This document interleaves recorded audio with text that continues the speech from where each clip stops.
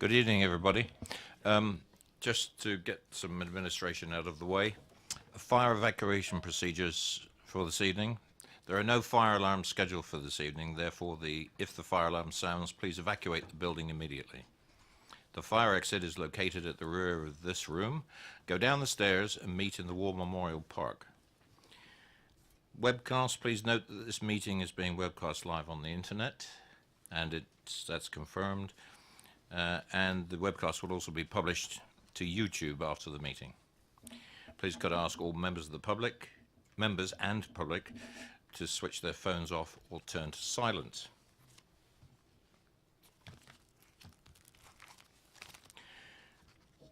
It's 6:30, and I shall commence the meeting.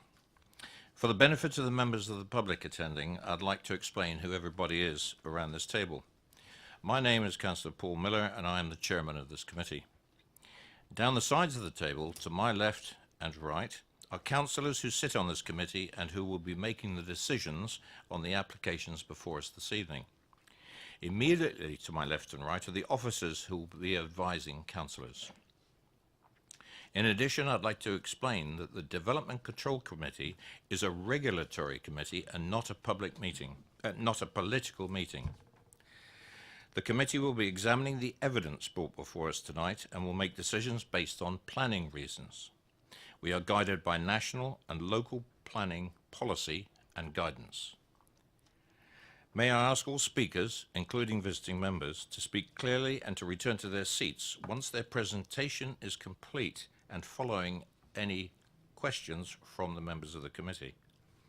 No further dialogue between members of the committee and speakers will be permitted once questioning is finished. May I ask all committee members to avoid repetition and to keep any comments on each planning item to a maximum of 4 minutes. I understand that planning can be emotive and ask that everyone remains polite and professional throughout this evening. Right, to the agenda. Agenda item number 1 is apologies for absence and substitutions. I'm aware that one absence tonight is Councillor Sherlock. He's unavoidably detained. And Councillor Harvey. Councillor Cooper is being replaced by Councillor Grant. Thank you very much, and welcome Councillor Grant. Any other absences or substitutions? I don't think so. Thank you. Declarations of interest. Are there any declarations of interest from members of the committee? There are none. There are no urgent matters tonight. Minutes of the meetings, there's 2 because we didn't have a Development Control Committee in July, for the 13th and 21st of June. Are there any comments on these minutes in the form of the accuracy of those minutes? May I ask the committee that I sign these after the end of this meeting? Thank you. And now we progress to agenda item number 5, applications for planning permission. Item number 1 for the applications, if I could ask the officers and Patricia to introduce this. Thank you. This is a planning application for the continued use of land for the secure storage of touring caravans and motorhomes, retention of fence upon earthbund and retention of extended hardstanding and erection of 12 times 4 metre high poles to mount CCTV lights. There is an update, page 3 of your update papers. As an aside, the first update is we have adopted new SPD documents since the reports were published, so all of the items on the agenda tonight have an update in relation to which SPDs are relevant to those applications. In relation to this application, the new SPDs don't change the recommendation. There is an update on the community infrastructure requirements, and the application is not liable. 2 additional letters of objection have been received and they're summarised, and 5 points of comment have been received from the applicant's agent on the report, and members viewed the site last Friday, so there's a review of that. Officer comments begin on page 5 of the update, and the 2 additional letters don't raise any new issues that haven't been covered in the report, and it's noted that one was from the chair of the Pamber Neighbourhood Plan, but there's very little weight in the planning balance because the plan is in an emerging state. The update then goes through the 5 points that the applicant's agent raised and covers all of those issues. But in summary, the recommendation is as on the main papers at 139, apart from the additional nocturnal wildlife inserted into reason for refusal 1, that's on page 6 of the update papers. So the 3 reasons for refusal remain, and then the application is in recommendation is in 2 parts. And so the second part is B, is enforcement action, which is still remains as part of the recommendation. Thank you. Could I ask Mr. Kingston to come forward, please?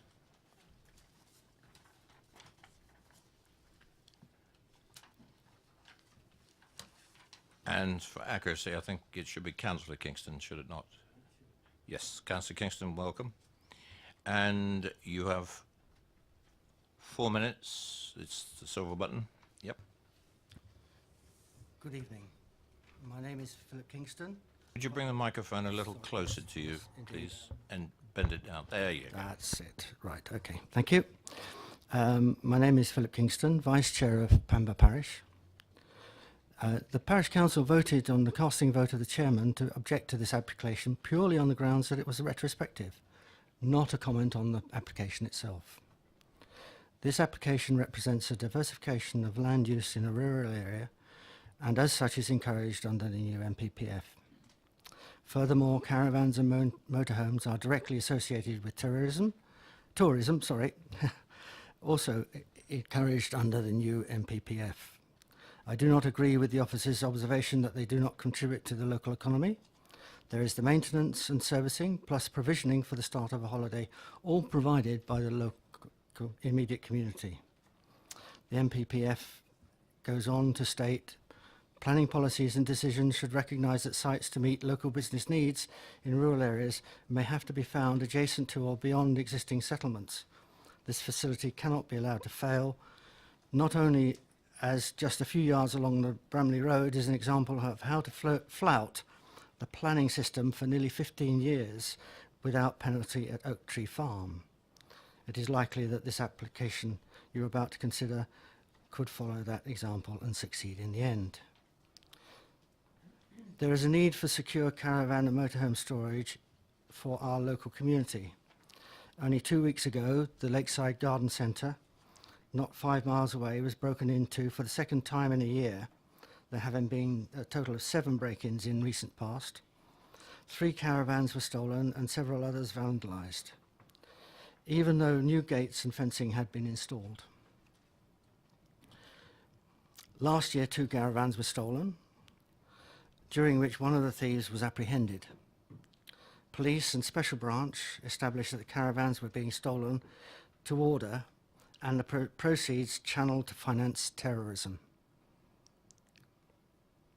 I would like to sleep in the knowledge that at least the caravans and motorhomes in this application were given permission to remain secure.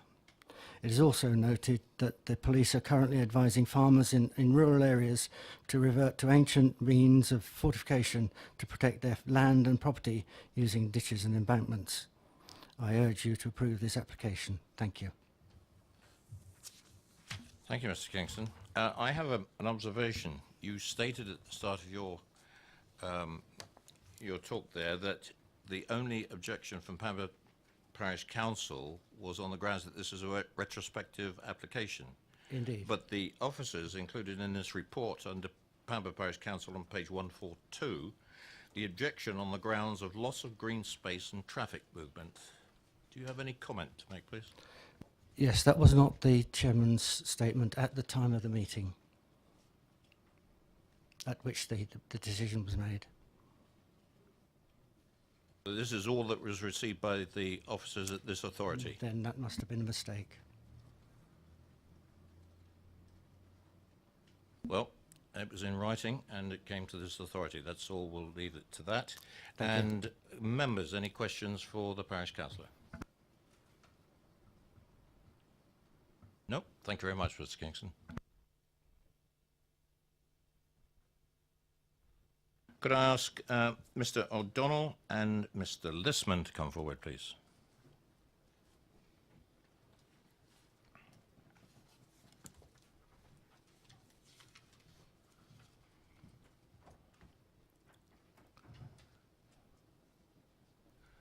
Gentlemen, good evening. And silver button on the bottom there, you have 4 minutes between you, however you split it up.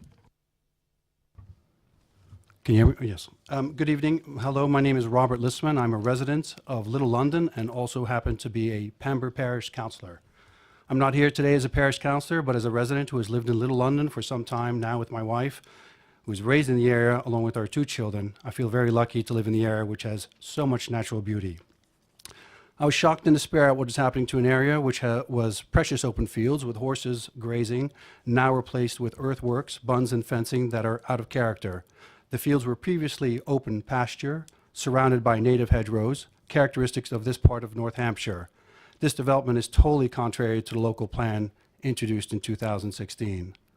I'd also like to say that another local resident, Simon Greaves, who's also a Pember Parish councillor, were contacted by many local residents who expressed their concern to us and also made representations to the planning department about the earthworks and subsequent caravan business. 97% of the representations made from Little London residents objected. These are the people who are most affected. And lastly, my concern is that the caravan site erodes green space and creates a coalescence of settlements. Thank you. Good evening. My name is Des O'Donnell, and I represent the CPRE, the Campaign to Protect Rural England. We have objected to this application not only because it does not accord with our aim to protect the countryside from inappropriate development and urban encroachment, but neither does it accord with the objectives of the Basingstoke local plan, which recognises the rural environment as a considerable asset to the area. Our principal objection is that everything involved in the development has an adverse visual impact on the landscape, clearly not meeting the conditions of policy EM1, which requires proposal to respect, enhance and not be detrimental to the character or visual amenity of the landscape likely to be affected. The caravan storage area itself is an urban intrusion. The bunds with the fence on top, which may have been erected to screen the caravans, is an eyesore. It's offensive to the landscape character, and the high-intensity lighting is also a visual intrusion. Secondly, the intrusion of this urban functionality, incongruous in the open countryside, is totally unwarranted. There may well be a need for this sort of facility somewhere, but there is no demonstrable need for it to be in the proposed location, which would justify non-compliance with so many provisions in the local plan. In the words of the committee report, caravan storage is not a use which has a locational need to necessarily be located in the countryside. So whilst time doesn't allow me to go into detail, we support the committee report's findings that the proposal contravenes local plan policies EP4, EM1, EM4 and EM10, also the Farm Diversification Supplementary Planning Document and NPPF sections 6 and 15. I note that a suggestion has been made that paragraph 83 of the National Planning Policy Framework supports this development. However, this has been addressed by the officers on and the committee report demonstrates that this is not the case. You have just under 1 minute. Finally, thank you. I'd just finally like to say that CPR's aim of protecting the countryside from inappropriate development becomes all the more challenging when, as appears in this case, such wanton damage has already been inflicted on the landscape by a development which has quite brazenly disregarded due planning process, as far as I can tell. CPRE therefore supports the decision to refuse this application. Thank you. Thank you, gentlemen. If you just disconnect that, thank you. Members, any questions for our speakers? No? Thank you very much, gentlemen. Mr. Snook and Mr. Ian Lassiter, please.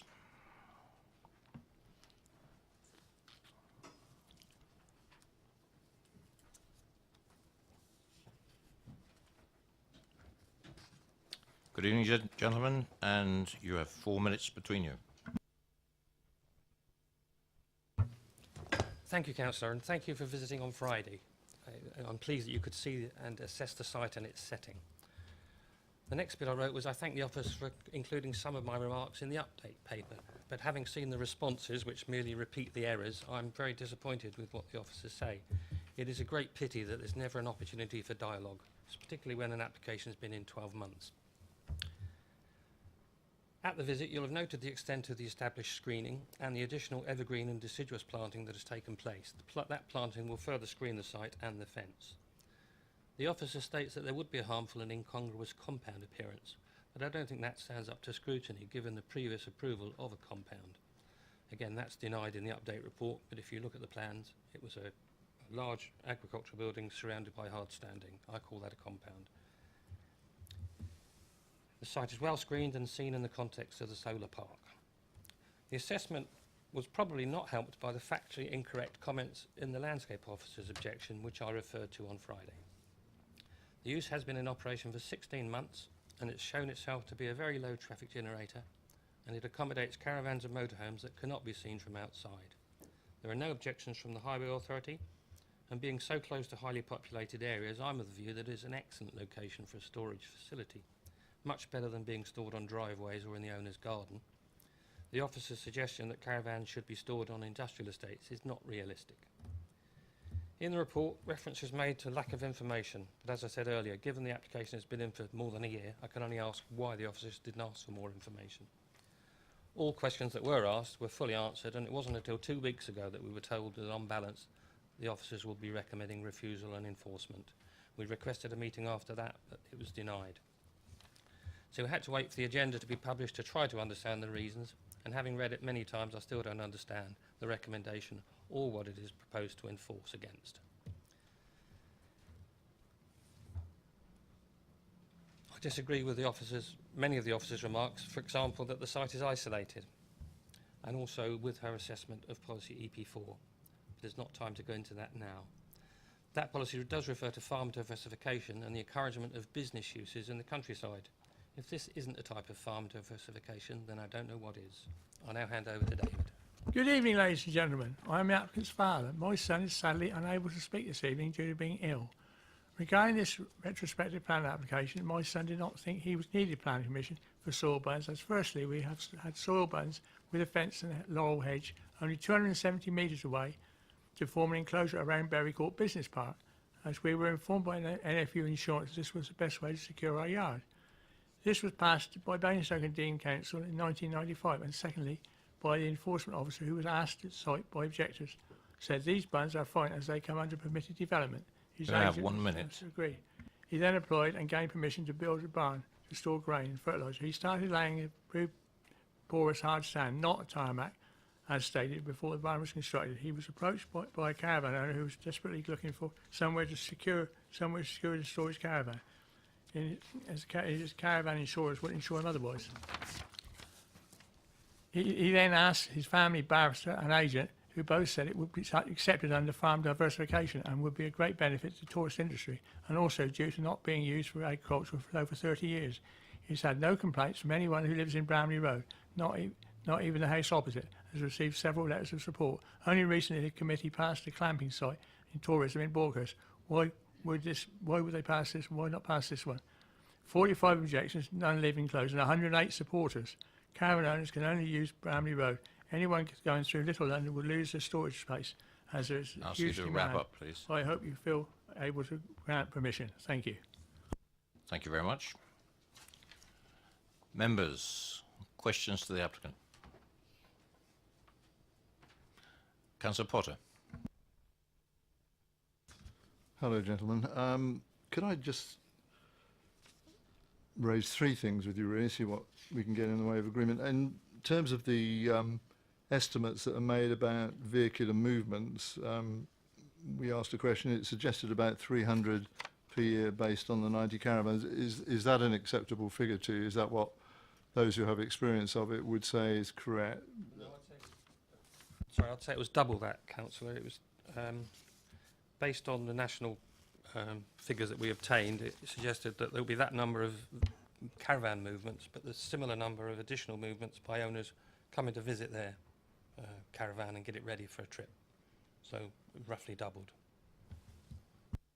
But in terms of main usage of the caravans themselves being towed, that would be the half number. That would be 300 probably, and a further 300 for the private car coming in looking at. Okay.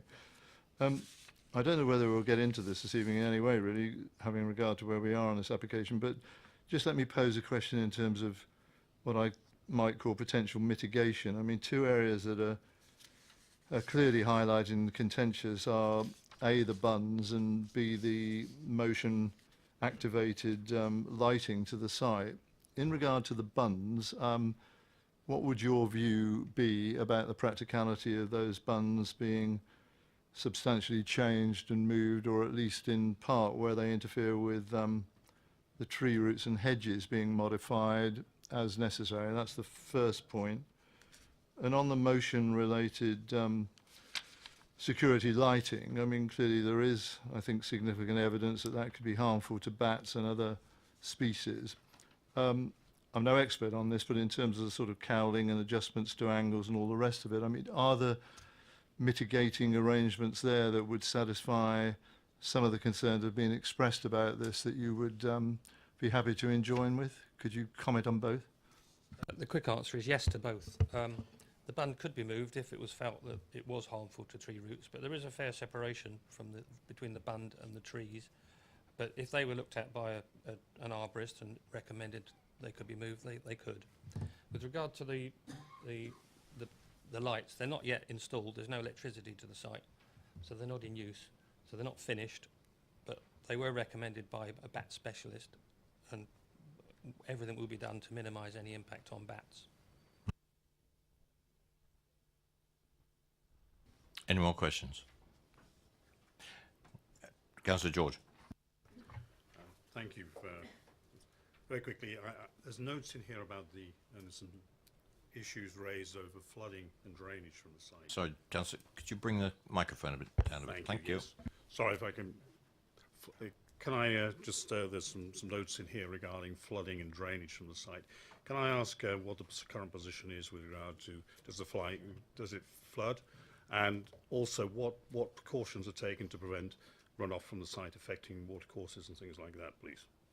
Very good ditches leading into the stream, and there's no flood. It's not on a flood risk assessment area whatsoever, and we haven't had a problem with flooding since the land's been levelled up. There was a big hole in there once at one stage, a dip where the horses were always feeding them, and that made it poach very much so, and therefore it laid wet sometimes. But it's not a problem this year or last year. Thank you. It is a porous surface, Councillor, with it's chalk underneath planing, so it's a very porous surface. I've never even seen a pool on the site. Any more questions for the applicant? No. Thank you very much, gentlemen. Members, questions to officers? Oh, I beg your pardon. How could I forget him? Councillor Gardner. Thank you all.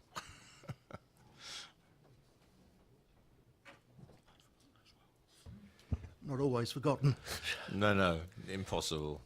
Councillor, you have 4 minutes. Thank you, Mr. Chairman. I probably won't take that. I'd just like to point out that both the applicant and myself are members of the local Conservative branch, and we are both members of Pamber Parish Council, so I am aware of the applicants. I do know them quite well. Reading the report, there are convincing arguments to refuse the application. However, I'm grateful that the committee has taken the opportunity for a site visit and has seen the site in the context of Berrycourt Farm as a whole. The site of Berrycourt Farm now contains a business park and a solar farm. This shows considerable diversification from the original agricultural use, and the secure compound for the storage of caravans and motorhomes is a continuation of this diversification.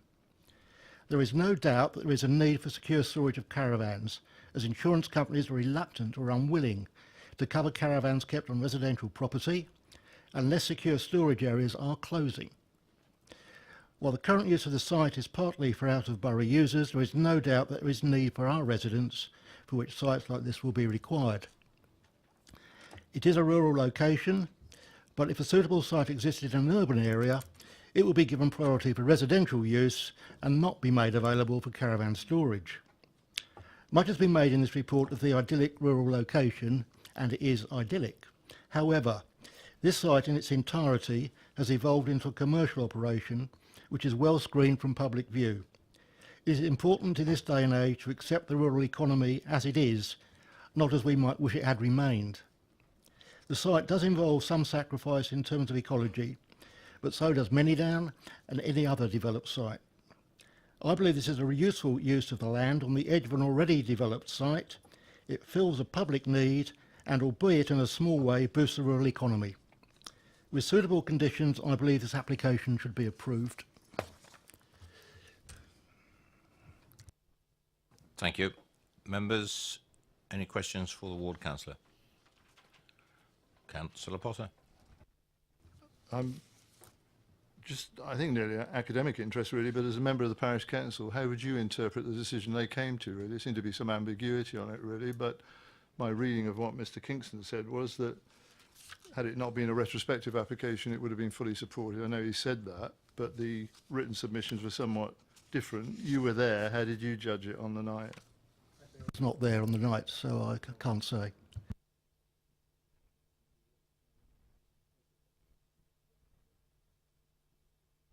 Thank you. Thank you, councillors. There's no more questions.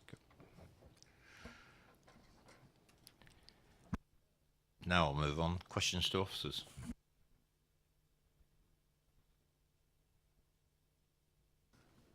Councillor. Yeah, I think the obvious question to officers, I think, would be following on from Councillor Potter's comments in relation to the bund. I know it supposedly doesn't form part of this application. It was the report tells us that it was, well, the agent says it was built under permitted development. However, it's a very important part of the application, as we just heard. It's well screened from public view. So I guess my question is, in relation to the strong points made by the tree officer in here, is this something that we could condition within an application to make it more acceptable in relation to the tree comments in particular and the damage that's going to occur and has already occurred according to the tree officer? I don't think you could condition it because not all the bunds are within the area outlined in red, and there's no blue land provided, although the adjoining application is under the same applicant. I think if you wanted to amend that, also you don't know what you're getting instead of a bund. So if you were wanting to see modifications to the bund and changes to the boundary, I would suggest that the application would be, you'd need that before you made your decision to put a condition on. Yeah, I'm just picking up mainly on page 157 of the report in the tree officer's comments and the impact. It said this will, I would object to this application, ask whether enforcement can be involved, but it talks about the need for a carefully considered programme of remedial works prepared by an arboriculturist and approved by the tree officer prior to removing the bund or rearranging the bund. So I'm guessing that would be, I don't know how we deal with that. That's my questions. Microphone. Sorry. I'm not put words in your mouth, but if you were, and because no recommendations were made, but if you were saying if you wanted a condition to change the boundary treatment, I wouldn't recommend a condition at this stage because change it to what? Because you don't know what you're getting. So I'd suggest that's information that you would need to know in advance of if you're removing or modifying the bund, what are you getting instead, as opposed to saying a condition to modify it. So I would suggest that if that's the information you want, that's something you would need to know before you made your decision and before you said a condition was acceptable, because you don't know what you're going to get in instead. Yeah. Any more questions, Councillor Porter? Can I just ask for a bit of information in regard to reason for refusal 3, which is the comment of, the refusal being related to insufficient information on drainage and contamination, particularly in relation to the enlarged hard standing. Obviously it shows how little I know about these things, but in terms of the surface water aspect of that, just natural shed off of water that falls, all of that I understand. What else would be anticipated in terms of contamination? Is this an anticipation that people would wash their caravans and motorhomes there, etc.? I mean, is this where the commentary about contamination comes from, or is there something else that I'm missing? The comment from contamination, the applicant themselves said that people will visit, not necessarily to take the caravan away, to do some maintenance. So if there's water on the site, then there would be, I imagine, washing caravans is part of that maintenance. When speaking to our environmental health team, they said there's no risk to human health because the end user isn't living on the site, but the contamination issue is water going through and into the substructure and into the watercourses that hasn't been demonstrated is or isn't acceptable.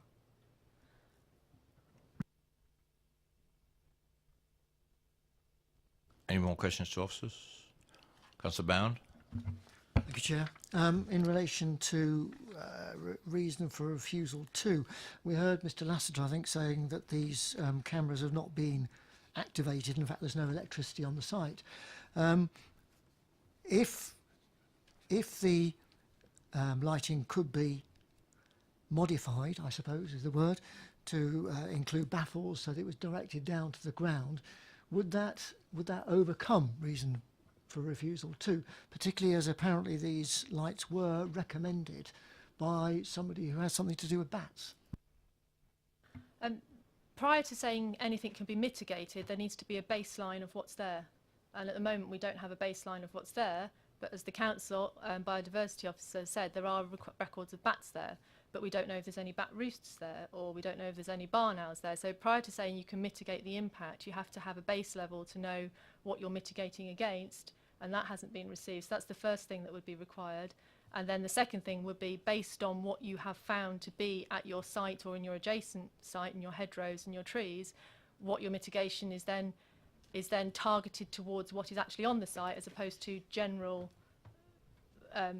guidance, that things that could be, because each site is unique for what uses the site or the adjoining land. So it's not just a condition for baffles. The first part of the information is what have you already got, and then how are you going to mitigate the harm to that.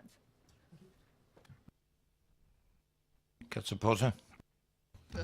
Could I just check a point, really, Chair, and obviously you take part in this as well, really. It seems to me, and I say if, really don't know what the committee's view on this is, if we were minded to go down the route of saying that this is an acceptable development, ignoring obviously the retrospective aspect of this, really, do we have sufficient information in a way to make the judgments that we need to make on a couple of key areas? I mean, as our planning officer has just been saying very clearly, in a sense, how can we be talking about changes to and mitigation to things that we don't actually have definitive information on in the first place? And in a sense, it's a response which is, I think, conditioned by the fact that it exists. It is retrospective. People clearly are inclined to go down a road of saying this is unacceptable because it has no planning approval thus far. But if we were to move that on a bit, there is information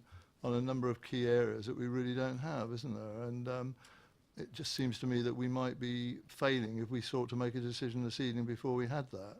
How it could then be changed for the better, if at all, I don't know. But we'd need to be able to discuss that based on a baseline, really, wouldn't we? Councillor Potter, I think you, excuse me, I'm sorry, my throat's a bit inactive tonight. I think you're referring to the second and third reasons for objection. And now that's a matter of detail within the officer's report. We'd have to overcome the first objection, or the first reason for the recommendation for refusal. We had a discussion before the committee, as we do before every DCC, and I don't want to, I'll try and extract what the officers advised myself and the Vice Chair, was that you'd have to overcome all three of those reasons for refusal to be able to start addressing how you would address items 2 and 3. And I raised the same question you did at the time, whether that could be conditioned or asked for resubmission, or was there a mechanism whereby the information that is lacking, for, as Patricia Long has just explained, to look for any mitigation. There's a couple of hurdles you've got to get across first before we even start to address that, and how it would be, procedurally, how it would be addressed. I'm not trying to dissuade it, but I saw exactly the same thing as you did when I read the report. But it's the first reason for refusal has got nothing to do with providing information. That one is based on policy, national and local. Does that answer your question? one supplementary comment, if I may, really. I understand the principle and the change of use, and clearly the way the refusal number one is worded is absolutely correct, of course. But of course, these things are inextricably linked, aren't they, really? Because even within that, we're talking about the proposed use would need to offer secure storage facility, an incongruous compound appearance through high boundaries, the very thing we've just been mooting, I think, really, security lighting, exacerbate. I mean, they are inextricably linked together. But I withdraw my point, really. It was only to say, I think, really, that perhaps there isn't insufficient information in a way to make a decision at this juncture, if the committee was minded to even consider that, really. So, you know, I await your advice in due course, Chair. Thank you. Are there any more questions to officers? That's where we are at the moment. Would the officers like to comment on any of the points that I made? I hoped I reflected what advice we were given earlier. I don't think so. It's just the advice was if we couldn't condition numbers 2 and 3 to come through, that information is needed before you make your decision. That's what we were being very clear. Okay. Thank you very much. Any more questions to officers before we move into debate? No? Debate, please. Because if there's no debate, I'm going to move the officer's recommendation from the chair. Councillor Robinson. Thank you, Chair. Firstly, I've got a motorhome. It's parked on my drive in Sherfield, and I've got at least 12 friends in Sherfield who've got motorhomes. They're all parked on their drives. I know most of them to speak to, some of them well, some of them not so well. Nobody has ever complained to me they had trouble insuring their van. So I don't understand why people are insuring their vans or having trouble insuring the vans. I don't, and nobody else I know does. With regard to the site itself, we talked about traffic movements. So I think the average is 3 to 4. You use your motorhome 3 to 4 times a year, a main holiday, weekends away. For every time you go and get that motorhome, if it's in storage, you've got to go in by car, come out with your motorhome, or come out with your car towing a caravan. So one single holiday actually is a trip in to get it, a trip out with it, a trip in to take it back, and a trip home again. So it's actually four vehicle movements for one holiday. So we're looking at somewhere 16 vehicle movements per van per year. That site we saw on Friday, we were told it's got something like 90 vans on it. It didn't strike me that it was full, so let's just round it up and call it 100 for, you know, for the sake of it, because it makes the maths easy. I'm not good at maths. 100 vans, 4 times a year, 4 vehicle movements for every holiday is 1,600 vehicle movements. Plus you've got to get it serviced, plus you've got to take it in for MOT. So we're actually probably realistically looking at 2,000 vehicle movements a year. When they come out of that site, where do they go? Well, they're really, really good to hear they're not going through Little London. That would be an absolute nightmare. So they're either going to go out and turn left and go through Bramley. And most people on this committee have heard me ranting on about Bramley Level Crossing, which is closed for 35 minutes of every hour. We don't want a massive trail of caravans and motorhomes there. Or they're going to turn right out of that site and they're going to join the A340 at the Queen's College Arms, which is probably one of the most dangerous junctions in our borough. My wife tows a horse box through that junction on a fairly regular basis. And she regularly, instead of turning right out of that junction, which is what she actually wants to do, she turns left out of it, turns right into the Queen's College Arms, loops around through their car park and back out onto the 340 and heads north from there. That is not an acceptable traffic situation. So I agree with all the other things that the officer has put, but I would like to add, I think that from a traffic point of view, not for the immediate vicinity of the site, but on the knock-on effect either side, this is totally unacceptable. Thank you. Councillor Westbrook. Yeah, thank you, Chairman. I think, from my point of view, I take my feel from the viewing that we had on Friday, and the feel I got for the site and the location of the site. I think, obviously, the first thing that stands out is the installation of the solar park that's already in existence. So you've already got a certain amount of industrialisation in that area. I think the bund is the big issue. I think from a policy point of view, in particular, you could argue the site is quite commercial anyway already, but the bund part of it is the bit I'm having trouble with. And I think, points 2 and 3, we could do something about it. I got a feeling that I haven't got an issue with the site, providing we could solve the problems with the bund and the other issues in point 2 and 3. And I think policy-wise, there's definitely an argument there in relation to it. Being a commercialised site already, it already has that use, and it's fenced off, security guards let us in and out. It's quite commercialised. In relation to caravan users that Councillor Robinson talks about, I mean, I live in an apartment, and I certainly have only got one site allocated space. If I want to go out and purchase a van like that, 40 or 50,000 pound, I want to have it secure, and I want to have somewhere to put it.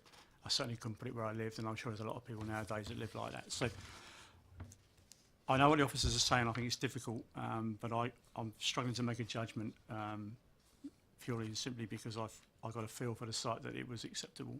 However, you've already made recommendations, but my view is that I think, provided we could make those changes somehow, I would find it acceptable. Thank you. Councillor Bound. Yeah, I'd just like to back up what Councillor Westbrook has said. I mean, that's my view, that it looked to me to be well set out. It looked to be very well organised, and also part of an already sort of developed area of land with the solar park there and the industrial bit. I agree entirely about the bund. I don't know enough about trees, to be honest with you. Mike's got a lot more sort of insight into that sort of thing than I ever will have. So I will take his point that it's probably going to be damage to the roots. However, it doesn't seem as though within this we can do anything. That's the problem. So I'd like to be voting for approval as against the officer recommendation, but I'm stuck because I don't think we have enough meat to overturn the recommendation. I'm not entirely sure about one either. The use being applied for does not have a locational need. Well, who's to say there's no locational need? I mean, that seems to be very subjective as a view. There obviously is a need because there are all these caravans already stored there. I don't know whether it's local, whether local people are using that, or they're coming from all over the place. We did hear that one had been closed in Winchester, I think, and then they'd transferred some of these vans here. But I'm quite sure that some of it's local, and to make a bold statement there's no locational need seems debatable, shall I say. Thank you. Councillor Harvey. Thank you, Chair. I think the application is what it is in front of us. That is the issue here. We have an application that the officers have given us their very clear views on. I do not accept the criticism of the officers that was given, and I find that objectionable, and I wish that was not said. I think the officers have done a good job here in proposing what they consider to be their reasons in the process that we accept in this council to receive applications, and I hear their arguments and I understand them. So in coming to a judgment of that, I think we have to hear, is the application in front of us actually passable? We may want to understand the issues and the mitigation, and I think that's really fair. I hear what colleagues are saying, and actually I agree with them. I think if this was a different application in a different context with the information and the elements that we're all saying, it might well be a different debate around the table. The debate around the table can only be that which is in front of us, and that is the problem. So on this basis, I hear what the officers have said, and I do actually support what they are saying in terms of the problems we have with the application in front of us. Thank you, Councillor Harvey. Councillor Potter. Well, I mean, I know this is contributions, but just coupling it with an inquiry, really, because I was impressed by Councillor Robinson's mathematical calculations and worked out. No, I mean, genuinely, really. I mean, I don't own a caravan or a motorhome, and So therefore, this is all new stuff to me, really. But in regard to the movements he was proposing, which was like 100 by 4 by 4, I mean, at the moment there's about 90 there, I think, really. So presumably we're talking about 90 by 4 by 4, really, and that's still a substantial number in the way he describes it and the alternative routes that are available. And we know it's not through Little London, but has there been any evidence of problems created by the movements of these vans or caravans thus far, really? You know, because clearly this is what we are looking at, in part, I would have thought, in terms of the activity this creates. And there is some history of this, albeit it hasn't been operating that long, but either those problems exist or they don't, really. Have they been reported through the highways authorities? I'm going to take that very point up, Councillor Potter, and ask the officers to expand on it, because they do have some empirical evidence having been sent. Patricia? This is an email that was received from the agent, because we did ask for some more highway information, because the site is operational, so there should be information for the last 17 months, 18 months.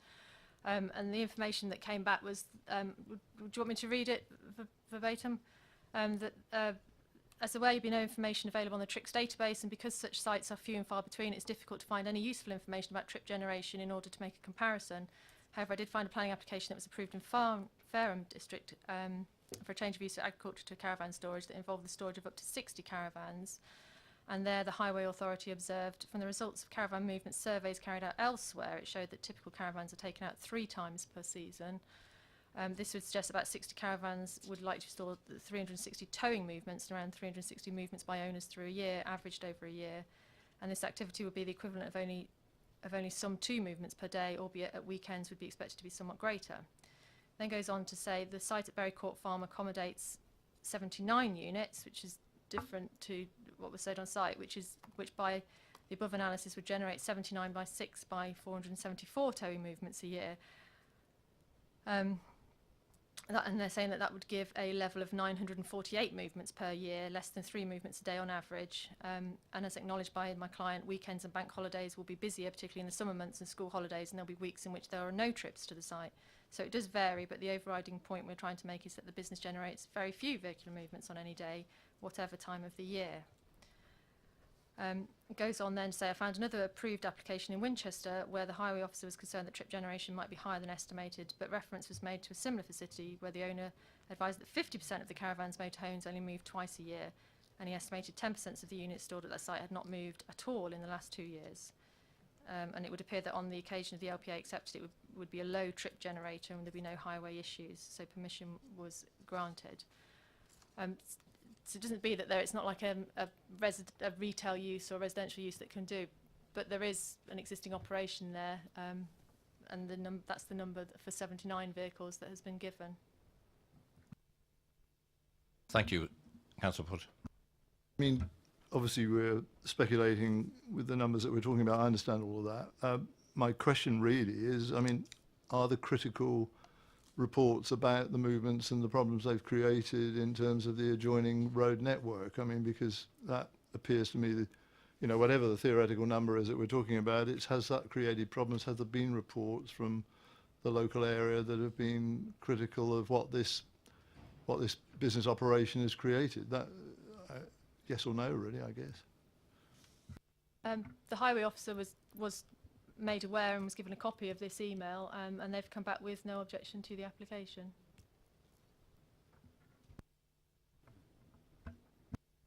Councillor Robinson. Thank you, Chair.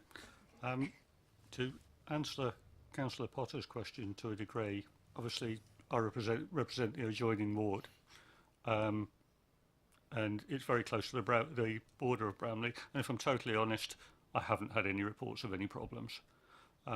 So, you know, trying to be fair on it.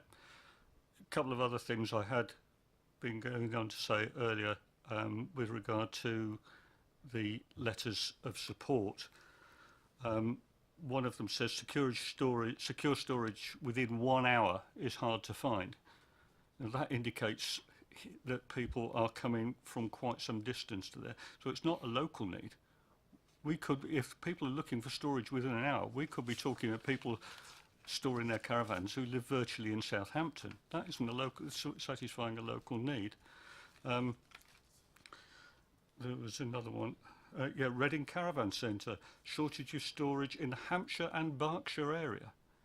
We're not looking at the people from Bramley, not even looking at people from Basingstoke storing their caravans here. They are looking at a very large area. I do understand the problem, but those are just comments that I picked out of the... I think it's very easy for somebody who wants to store a caravan or any other planning application to say, I'll support that because that's what I want to. We've had exactly the same happen with kennels and catteries. Oh, we desperately need a cattery in the area. It's 10 miles from me, it's not going to affect me, it's really easy to support it, and, to hell with the people who it is next door to. Councillor George. Thank you, Chair. Looking at this, I think if this was before us rather than as a retrospective or as a straight application, I'd be looking at this and very much taking on board the officer's comments here and saying these are very strong comments or good reasons not to approve, frankly. And looking at items 2 and 3, there's clearly not enough information there for us to make proper decisions. So, in my mind, frankly, I'm minded to accept the officer's recommendations on this particular one.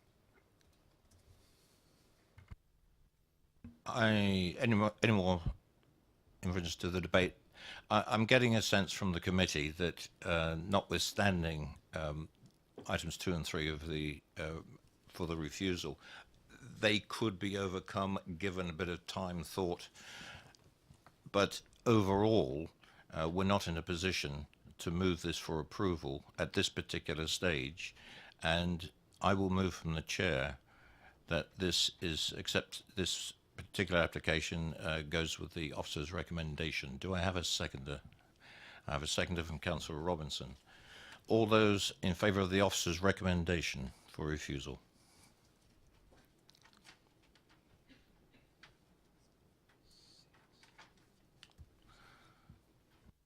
Do I have any objectors to that? No. Abstentions 4. Okay, the application is refused as per the officer's recommendation. Officers? I can confirm that application then is refused as per the officer recommendation on page 139, 140 and the amendment in the update paper. And the refuse and enforce are part of the recommendation on page 140.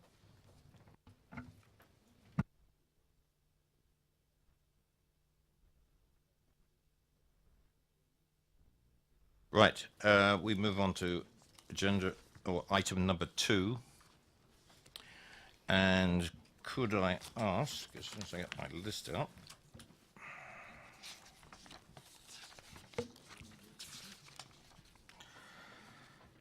Mr. Kingston to come forward again, please.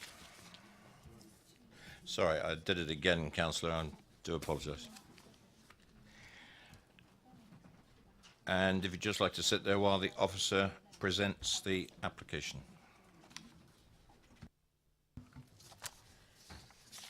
This is a planning application at Berry Court Farm on land north of Bramley Road for the erection of a detached single dwelling with access from the existing highway on Bramley Road and turning left off the service road. There is an update on page 9 of the update pages. Again, there's the SPD updates and how that has an impact on the planning application. The most relevant one is the parking, new SPD's parking standard, but if the application was recommended for refusal, they could be secured by condition the larger sizes because the plot has sufficient space. The design and access SPD hasn't changed the officer's recommendation. There's an additional letter of support been received, which is summarised, and an additional letter, two additional letters of objection that are also summarised. They don't change the officer's recommendation, and members visited the site.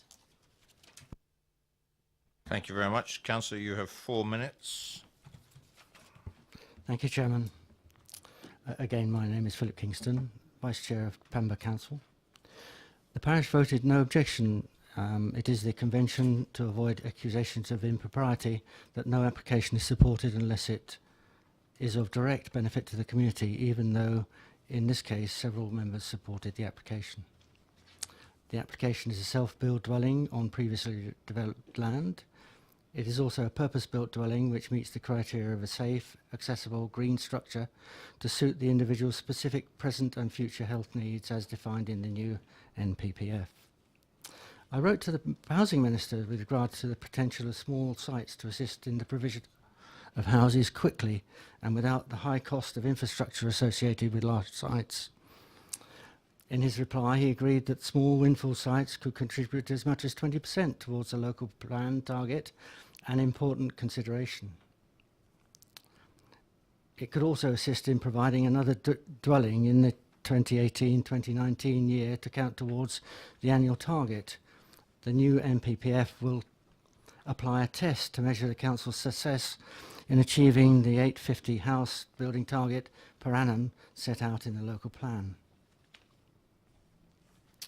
I do wonder if your officers are under undue influence, either external or internal, pressure to recommend applications for refusal, even though there are new criteria which apply in this case. This pressure is akin to bullying. We have experienced locally that a number of our parishioners have been subjected to physical and verbal abuse. Councillor, Sorry. you're using some rather strong language, and to use it with almost an accusation of bullying towards officers is... I did not wish to apply that. What I was well, going I'm to sorry, say but is... it was taken as that by members of the committee. I'd ask you to withdraw that part of your I statement. totally withdraw that. Thank you very much.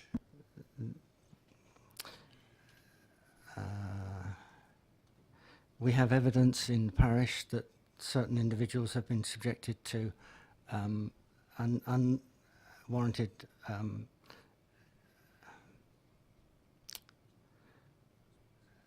abuse, and the parish council have issued a statement to advise that all forms of bullying or abuse are not to be tolerated, and to direct those affected to contact the Councillor, police. I'm sorry to interrupt again, but you're talking, I heard the words just then, in the parish council. It's got no relevance to I understand. what you're Yes, Chairman. speaking about on this. Right. This is an application. Any technical observations made by the parish council is what we want to hear tonight. Okay. And any inference against individuals has no place in this committee.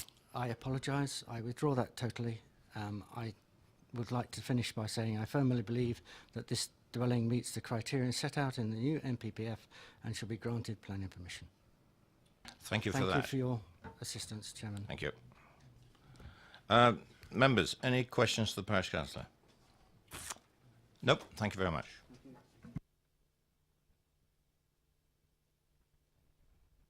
Could I ask Mr. O'Donnell and Mr. Listman to return, please?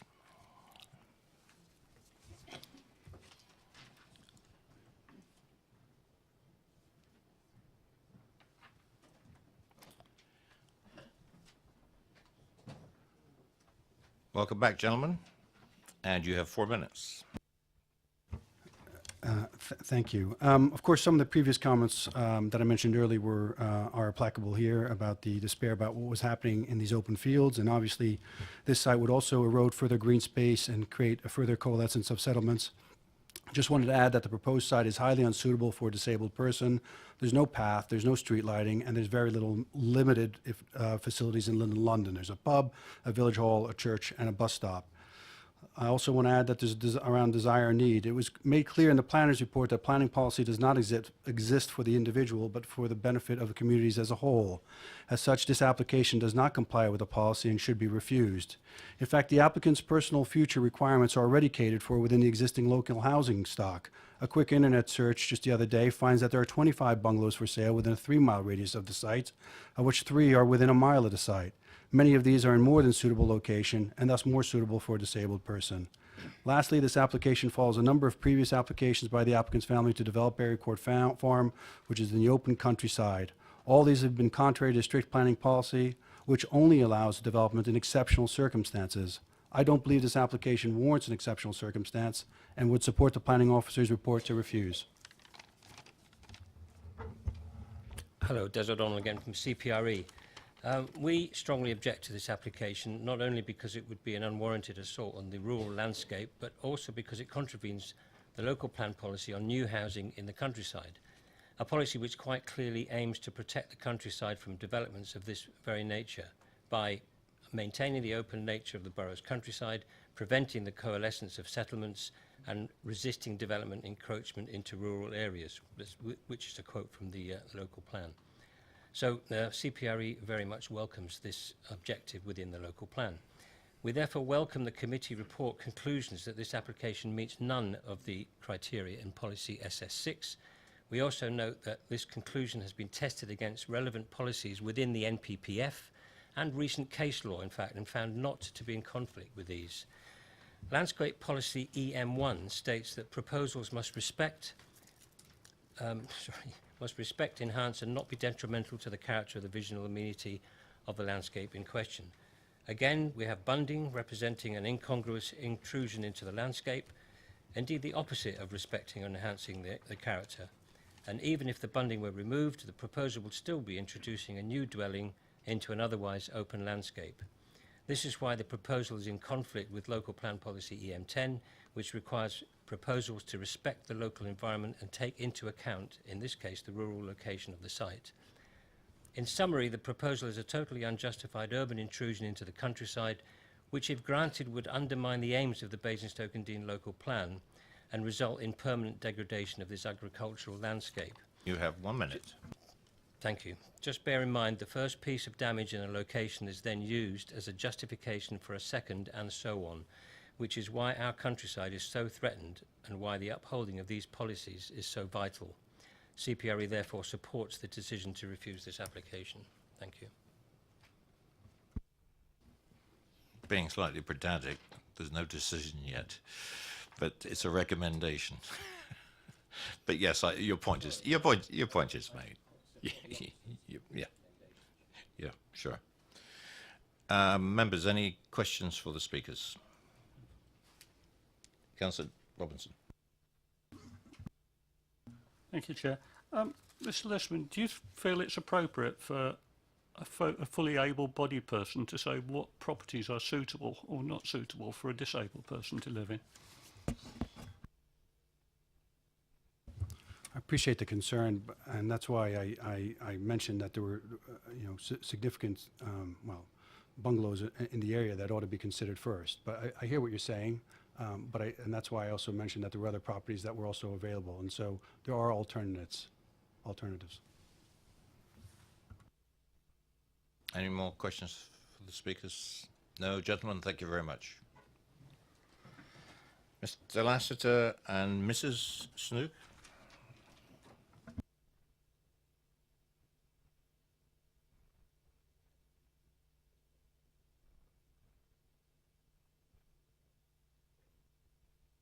Good evening, and you have 4 minutes between you.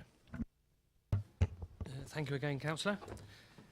Firstly, with regard to previously developed land, on page 176 it stated there was only a small field shelter and it was outside the site. That's true, but the officer fails to mention that there was also a permanent stable sitting on a concrete base within the site, as can clearly be seen in aerial photographs. In my professional view, the whole of the planning unit constitutes previously developed land and not just a bit under a building or structure. I acknowledge that that doesn't mean the whole site is suitable for development, but it brings it within the scope of policy SS6A rather than SS6E. Rather like the approved development of 2 houses at Ramsdale Road in September, consideration of the merits under SS6A enabled this committee to approve the application against the officer's recommendation. The particular needs of family members were very material to that approval. The officer also states that the site is isolated, but in the light of the High Court judgment in Braintree, I say the site cannot be regarded as isolated. It must be given its everyday meaning, which is far away from other places, buildings and people, or remote. This is not a remote site, and your local plan confirms that the borough has no remote rural areas.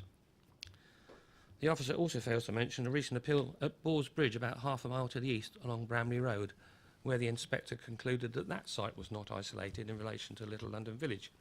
Tonight's application site is much closer to the village.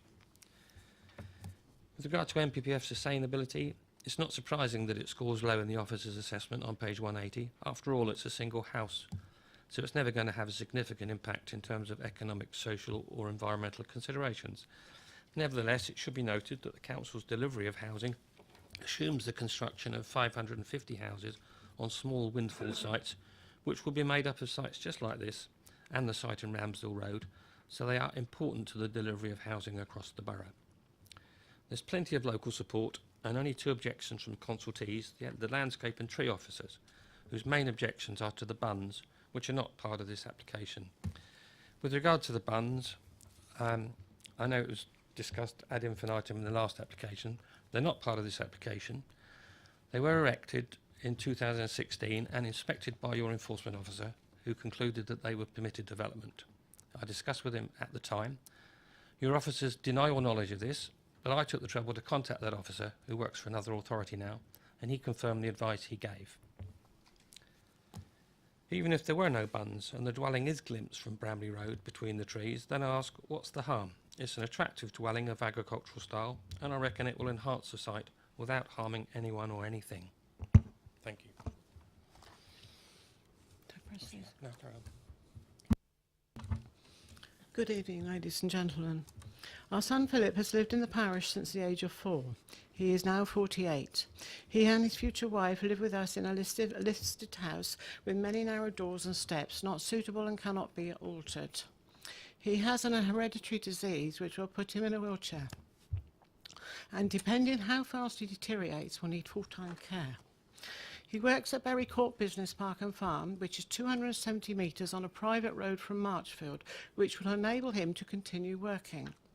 This single-storey lifetime dwelling will support his needs. It will be self-built with his local friends in the trade that has said would help him build it and take the stress away from him. There are many in the 3 villages who I have spoken to who want him to have it. Only a small amount of objectors that have mostly been intimidating others. I would like to think that this committee, if they had children in this situation, would help them in their time of need. He cannot be here tonight as he has been in hospital and is not well. I hope you can support this application. Thank you for your time. Thank you very much for your presentation. Members, any questions to the applicants? No questions. Thank you very much. And once again, Councillor Gardner, I would hesitate to miss you out this time. As you're aware, you have 4 minutes. This will be very short because I will avoid all repetition. But one thing I would say, the fact that the building is being built for a disabled person is irrelevant under planning law, and therefore the fact that there may be more suitable premises elsewhere for a disabled person is irrelevant, with this is looking at the building as a building. Following on from the previous application, I consider the application falls within an already developed site, falls under SS6A, does not result in an isolated form of development, is not a site of high environmental value, and the proposed use and scale of development is appropriate to the site's context. There are other houses close by in Bramley Road and Silchester Road. The proposed dwelling is not out of character to the existing residences. Little London is a small settlement, but it is on the number 14 bus route, and the A340 is not far away. The distance to the A340 is certainly walkable, either route giving access to Tadley, Bramley and Basingstoke. Yes, a car may be the preferred method of transport, as it is in the rest of the borough, but that is a fact of life. Again, there is some ecological sacrifice, but I believe that the application complies with SS6A and should be approved. Thank you, Councillor. Members, any questions for the Ward Councillor? No. Thank you very much. Questions to officers? Councillor Westbrook. Thank you, Chair. I note in the report that obviously SS6E comes up again, as it often does on these sites, and it's quite difficult to make a judgment sometimes because everyone is different. I do note that the report says that it fits one part of it in the fact that it's 4 dwellings or fewer, which is one important part. One of the things I wanted to check was another statement on page 177 talks about the applicants failed to provide sufficient information to support the application in respect of SS6E. And there's quite a clear statement, and there is no evidence to conclude that there is a locally agreed need for the accommodation proposed. Now, I might be wrong here, but I've got a recollection of previous PAMBA applications where there was a needs assessment done on the housing, and it was proven there was a need. And I wonder if, I think we've had it here before, and I wonder if officers can explain, because there are different parts of that area, but there is an overall need in that area, and I just wondered if you could clarify some of that for us. Well, the application has been submitted as an SS6A application as previously developed land. That's what the claim is. So there's no evidence been submitted. The council don't consider it to be previously developed land for the reasons in the report that the only evidence we could find of a structure on the land was in the northeast corner of the caravan storage site, not in this part of the site. And in regard to the SS6E, the need, you know, very sympathetic to the applicant's needs, and as the parish councillor, the ward councillor said, it's not weighted in the planning balance significantly, but there's no, we have a guidance note on what that need should be, and it goes through what a locally agreed need as opposed to an individual's needs would be. But it hasn't been submitted because it was submitted as a previously developed land application, not as a need application.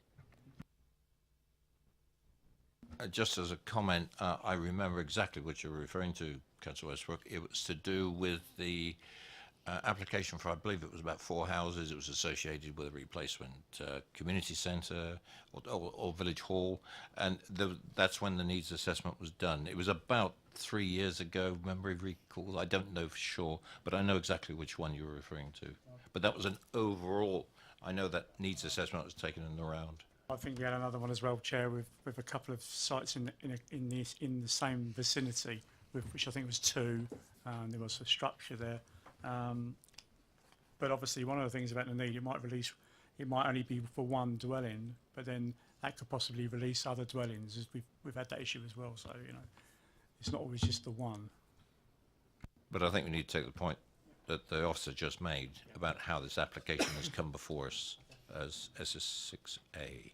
Any more questions for the officers? Nope. Debate? All right, Councillor Robinson. I only have one problem with this application, is I don't like the bund. I'm not against new housing in the countryside as long as it's sensible, and the odd house being filled in here and there makes sense to me. I just don't like the bund, so I would love to recommend this for approval if we could lose the bund. In terms of visual side of it, I think seeing the house, there's all sorts of different houses down that road. This is quite an attractive house. I don't think it will be detrimental to the area. And in terms of local need, we've got this wonderful thing, local agreed need, and it seems that we draw arbitrary lines around the area and say this village has got a need, and halfway across this field, because there's a parish boundary change, the other side of this arbitrary line, which you actually can't see on the ground, there isn't a need, which is garbage to my mind. That's what I feel. I say I don't like the bund, but I've no objection to the bungalow whatsoever. Thank you. Councillor Potter. I support the views that Councillor Robinson has expressed, really. I mean, I was a bit concerned that some of the earlier comments seemed to suggest that Little London wasn't a good place for anybody with a disability to live, really, which concerns me a little. And all the tales about Little London Mafia probably are a bit worrying, aren't they, really? But all that apart, it does seem to me, as Councillor Robinson has said, really, and we looked at this when we were on the site visit and when we were leaving, I do express concern, and the experts tell me this is a matter of concern about the bunds that were surrounding the roots of the trees, albeit spaced out trees and hedges, and something needs to be done about that, because clearly that will destroy that boundary hedge and tree line. So I think we've got to say something about that within the context of any approval where we minded to give it. But yeah, absolutely, this is a purpose-built dwelling for somebody with a specific need. And I support the concept, and I also support the design. It seems to me it is an appropriate design. I'd have no objection to that. And I don't know, Mr. Lassiter said it really, and I tend to do this myself on occasion in terms of where's the harm, really, and there is none, it seems to me, in terms of that view, that visual, that impact from the road doesn't concern me, and I support this application. I'm going to sort of step outside this a minute and go back to the officers. We've got two issues, as I see it at the moment.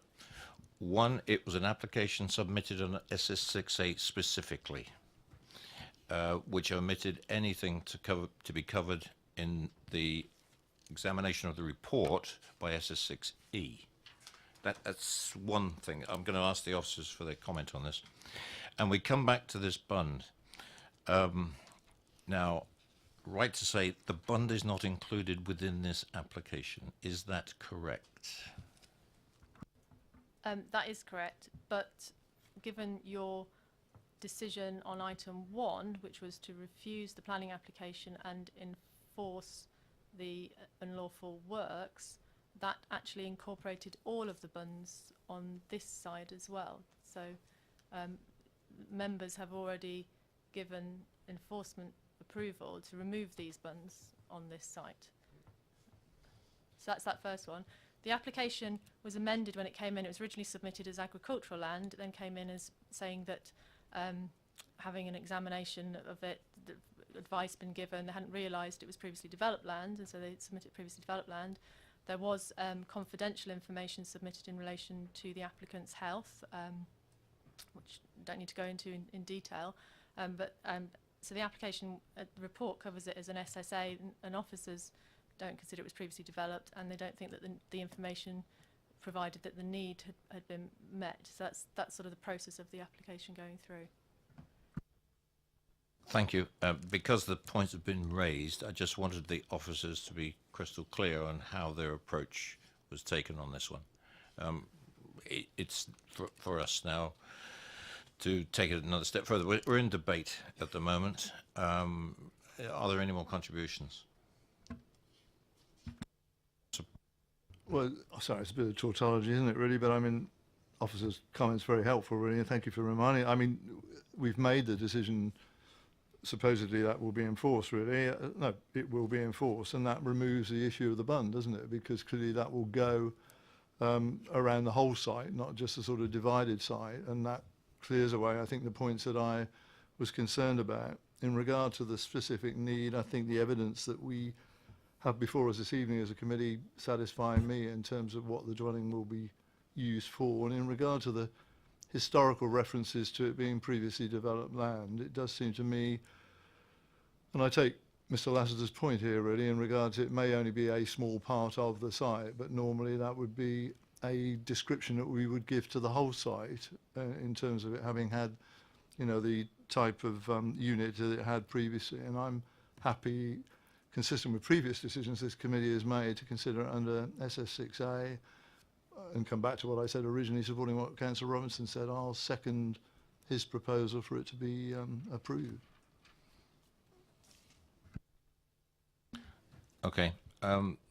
Again, I'd like to make a comment because I was getting slightly confused about the existing. If we're talking about the site, what are we talking about? Because the site where the existing structure was is not this site in this application. It is on the previous part of the site that we just addressed in item number 1. Okay, and I'm going to ask now for a clarification on that, because if you're citing a recommendation for approval using that as a basis, I think we need to be absolutely clear about where this previously developed part actually is located in relation to item number 2.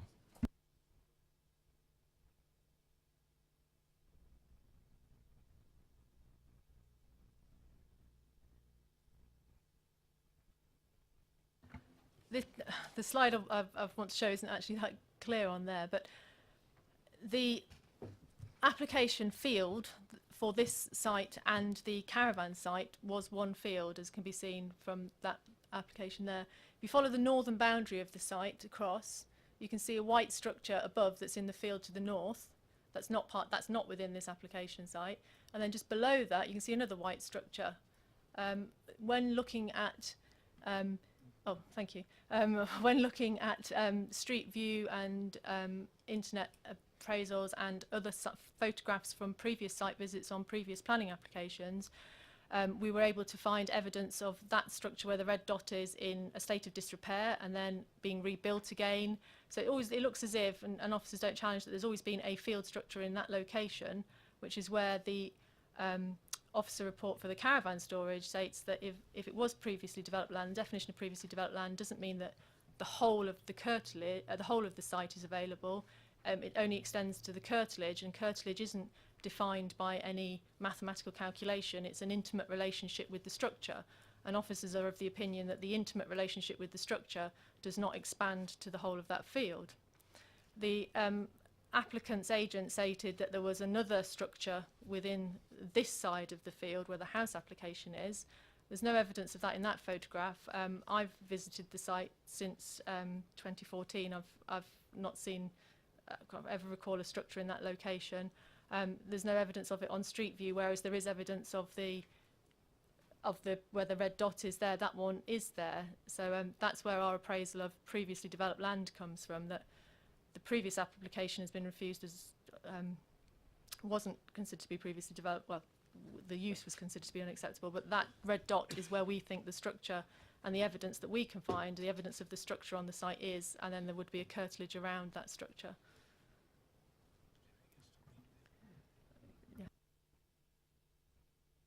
And just to be crystal clear for the committee's perspective, there is no indication that in the house application part of that field there was any structure to identify it as potentially even a small area that could be described as previous developed land. That isn't my application site, but I have done a lot of research, but I was specifically looking at my site. But in my research, when I was looking at that, I've not recalled seeing any structures in that location. So, but my analysis was on that side, but I would like to think that I would be competent enough that if I saw something, I wouldn't ignore it. I would say that there is another structure, so therefore the curtilage is on both sides, and there's a bigger area of potentially previously developed land and curtilage that was available. Thank you. Does that make it clear, Councillor Potter? I just wanted to make it evident to all of us that there was no previous or no observed previous development land within the site of this particular house application. Could I just ask one thing, really, in terms of officers' advice, really, in terms of the general provisions of SS6 and, you know, allowing development in the countryside under certain specific requirements.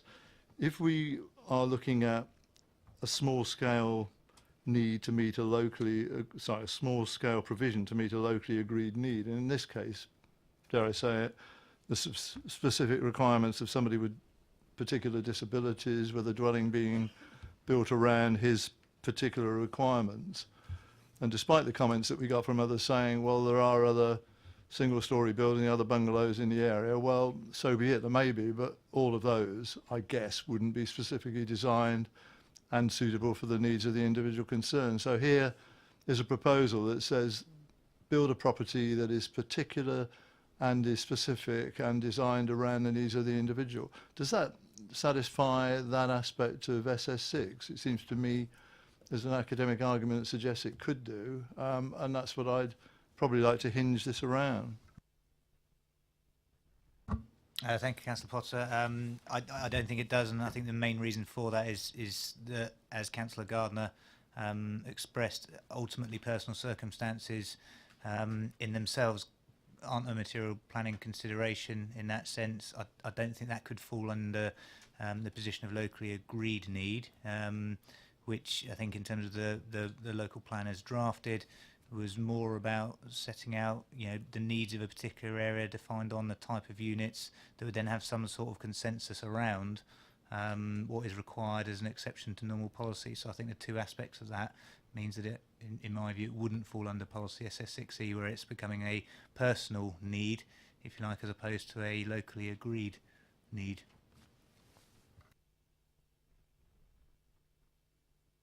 Councillor Robinson. Thank you, Chair.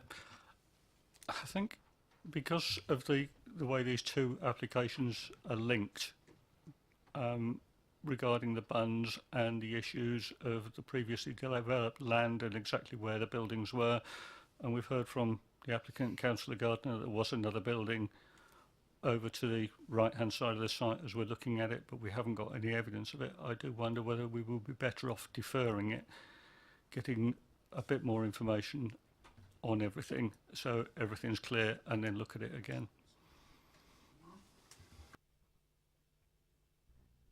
Councillor Harvey.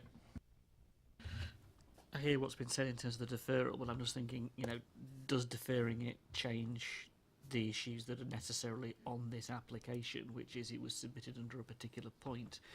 I guess the other aspect to bear in mind is the community in the surrounding area in the context of housing to support disabled residents in any terms as a percentage or a needs analysis. Surely that is an argument to be carried in a generality rather than a specific.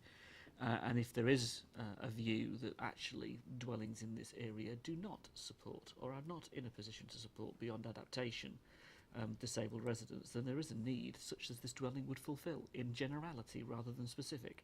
On other applications, we have specific percentages within urban areas for lifetimes homes, we have them for disabled access, we have them for a variety of other tests that we apply. In the rural setting, they may not be the percentages, they may not be the same context, but the argument, I think, nonetheless applies in generality rather than specific. And on that needs basis, you might find an argument to support the application. If we defer it, does that then get us any further with another element of SS6? I don't think it does. The application is specific to SS6A, isn't it? That can't change through a deferral. Officer, comment?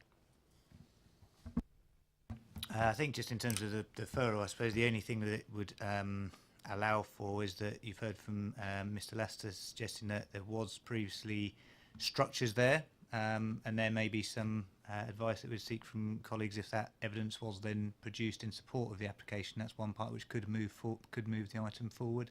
I think our analysis is as set out in the report. I don't see any reason necessarily to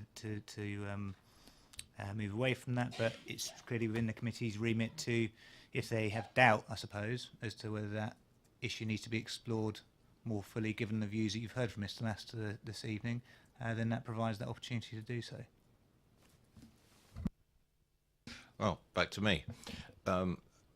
Members, are you minded, bearing in mind what Mike has just said, to think about deferring this application to allow the evidence, if there is any, to be presented for within this site that there was a previous structure or there was some evidence that it was previously developed land under the criteria that we have laid out in the local plan?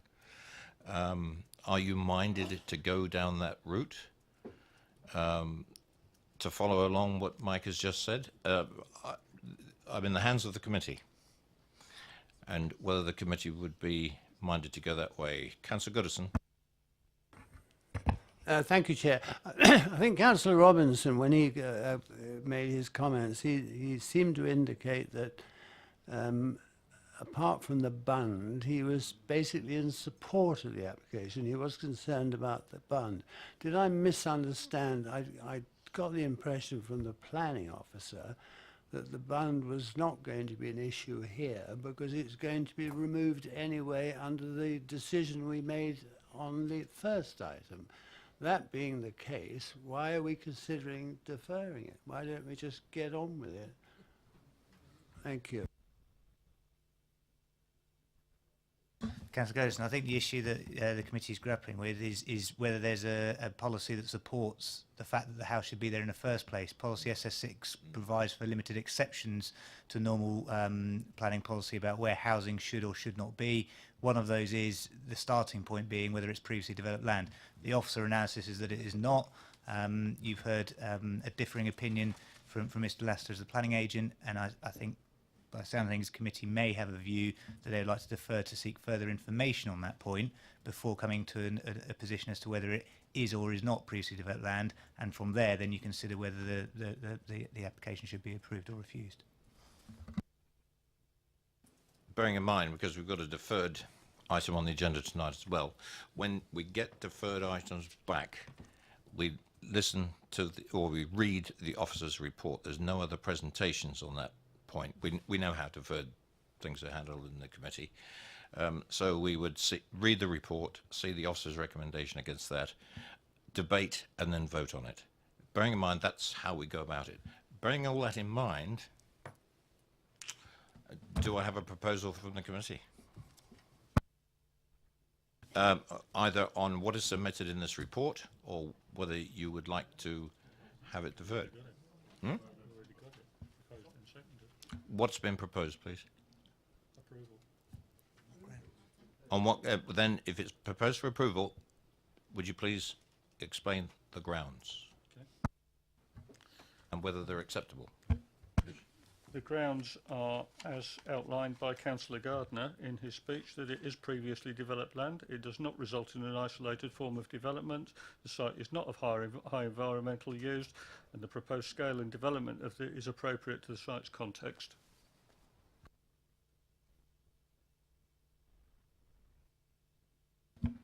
I'll ask for us to comment first. Yeah, I think there's no evidence been presented this evening to support that position about it being previously developed land. The analysis set out in the officer's report sets out, and you've seen the pictures this evening to explain why it's not previously developed land. The suggestion for the deferral was to explore the alternative, but I cannot see a position whereby members could decide arbitrarily this evening that simply it is previously developed land.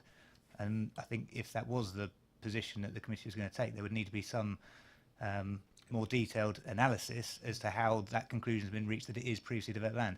In the absence of that, I don't think it would be a safe decision to move forward. In the light of what Mike has said, I would like to withdraw my recommendation for approval and recommend deferment for more evidence.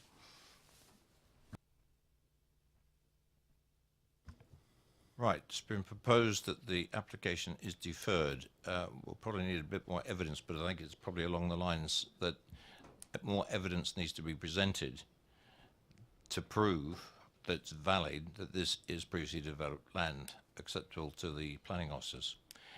Is that my understanding of what this proposal is for? If so, is there a seconder? Yeah, I'll second. I'll take Councillor Leeks. Don't worry, the 4 hands went up, David. You happen to be closest. It's been proposed and seconded for deferment for the reasons given. All those in favour? Anybody against? Thank you. That's carried. Officers?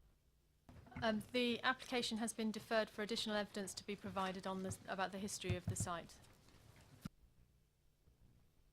Thank you. Moving on to item number 3. Thank you for your help there. Oh, yeah, sure. Mr. Pert, please. And if I mispronounced your name, I apologise. Piet. Piet. Oh, I got it right. And it's Councillor Piet, I gather. Councillor Piet. I'm going to get them to make sure they do that. Thank you, Chairman. Could you just hang on a second? Oh, sorry. Because the officer needs to present the application. Otherwise, we don't know where we're going. Thank you. This is a planning application at land north of Binley Farm, and it's the erection of 4 numbered dwellings comprising 3 numbered affordable units and 1 market unit with associated garaging, landscaping and installation of a packaged treatment plant. There is an update on page 11 of your update papers. There's the supplementary planning documents update, and then there's an analysis of the application as a result of those. The big issue is the car parking spaces again, that the new SPD requires larger spaces, but it's considered that it's that the bottom of page 11, that details of this could be secured by condition if the application was recommended for approval and does not constitute warrant of refusal. And then the design and access statement does not change the supplementary guidance, does not change the recommendation reason for refusal on design. A further letter of objection received, which is summarised. Viewing panel took place, and the officer comments are there, which address the issues of the viewing panel and the clarification of reason for refusal 2, as it was missing out the MPPF. Councillor Peer, good evening, and you have 4 minutes. Thank you, Chairman. Excuse me. My name is David Peer. I'm Chair of St Marybourne Parish Council. During the consultation process, the Parish Council wrote in support of this application, and as Chairman, I'm also speaking in support of this application this evening. The St Marybourne Neighbourhood Plan was made on the 22nd of March of this year, the fruition of hard work and community engagement that started in 2014. This application is the first test of the Neighbourhood Plan since its adoption, and the Parish Council believe that this application ticks all the boxes as far as our interpretation is concerned and how the parish envisages it being applied. The key aims of the Neighbourhood Plan as we see it are to 1, provide a framework for sensitive development within the parish, 2, to rebalance the housing stock, and 3, to share the burden of new development in a positive way to reduce the strain on St Marybourne and Stoke and to reinvigorate the hamlets. During the development of the Neighbourhood Plan, we were strongly advised by a Basingstoke and Dean Senior Planning Officer not to allocate sites and to instead develop plan policies that set criteria and provided for a very specific type of site to inform where developments can be directed. As a key objective of our Neighbourhood Plan is to focus on redeveloping redundant agricultural buildings, and this site is representative of that. It is our view that the buildings can be regarded as redundant, and the development proposals provide for the smaller housing units envisaged to help rebalance housing stock and create more affordable homes for first-time buyers and people downsizing. Our surveys and consultations for the Neighbourhood Plan showed overwhelming support for affordable homes to rent, small family homes, and homes for older people downsizing. The St Marybourne Plan is structured to support the provision of smaller, market-based units which should be affordable to purchase or to rent because of their scale.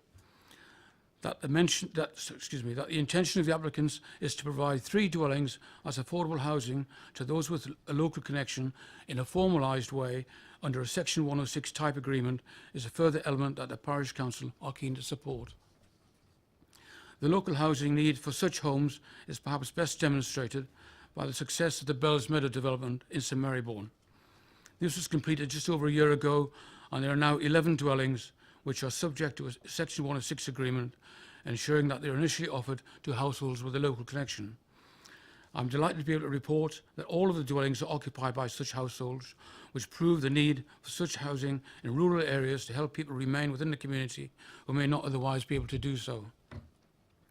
I'd also like to briefly mention the applicants, Mr. and Mrs. McClay, who have lived and farmed in Binley for more years than they probably care to remember. They are well known as active members of the community, and the Parish Council has no doubt that their generous intention to provide these affordable units is sincere and a positive way to give something to the community. You have 1 minute. In summary, and as stated at the beginning, the Parish Council believe that this application ticks all of the boxes as far as our interpretation of the Neighbourhood Plan is concerned and how we envisage it being applied.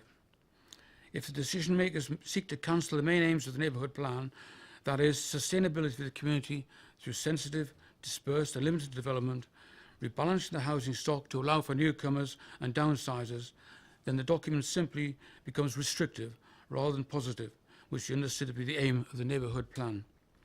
Thank you for your opportunity to address you this evening. Thank you, Councillor.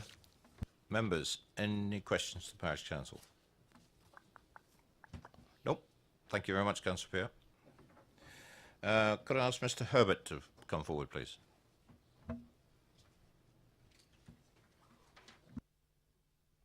Mr. Herbert, is he in the room? Okay, I understand his last minute message he's not attending. Mark Cherrington, please.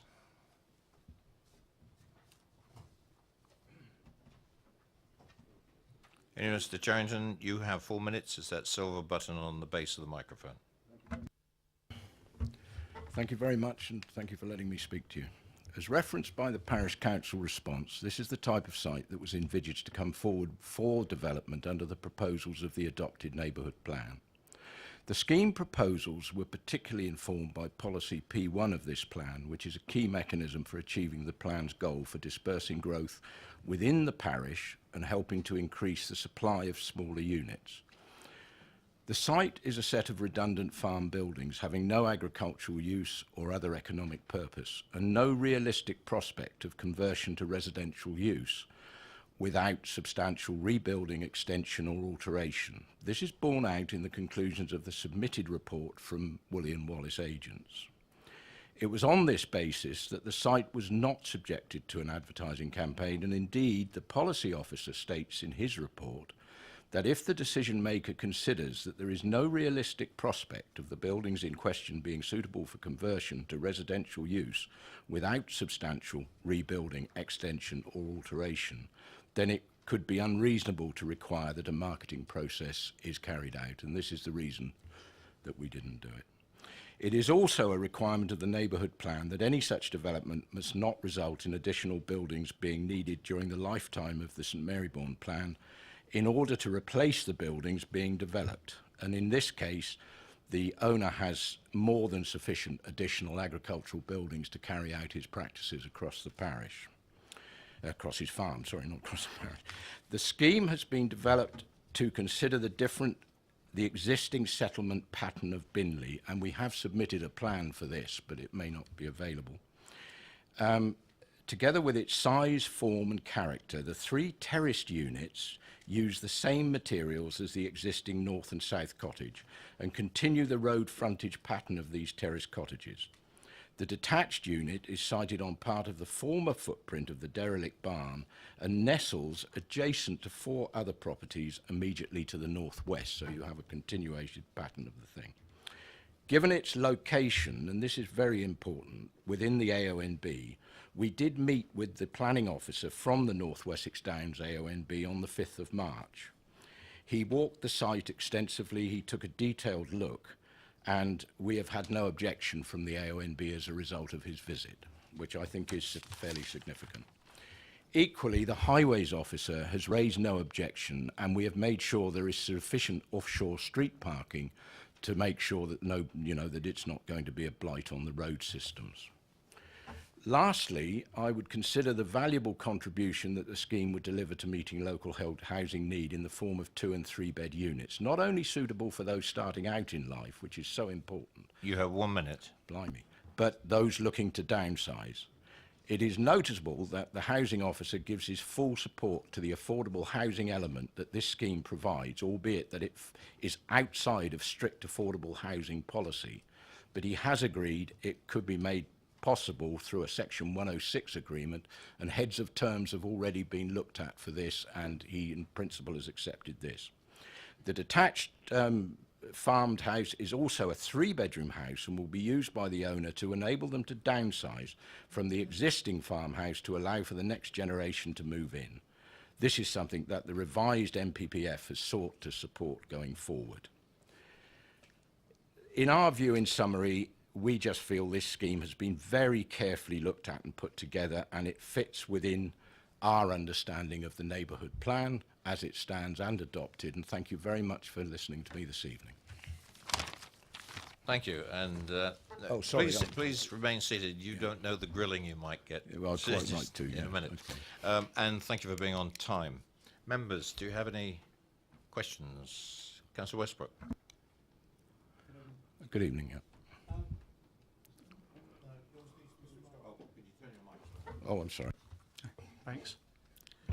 Yeah, in our report it mentions that there'd been erosion of the intrinsic rural character. I wonder, from your point of view, from our site visit, it seemed pretty clear that the free affordable units in particular, the design that we've seen on the report as well, on page 221, looks at the cottage elevations, and I think we've drove into the site. There are some other cottages along there, and I wonder how much effort was put into matching up to that local feel. Sorry, could we ask you to put... I'm sorry about the microphone No, arrangements. my fault but- entirely. No, we you deli- mute everybody else out. Can we all hear now? We took very great notice of this because the road frontage elevations are very important in their setting, and the cottages that we're suggesting are put there very much follow that vernacular. Does that answer you? Yeah. Thank you. You got it. Any more questions for the applicant? Nope. Thank you very much. Thank you very much for your time.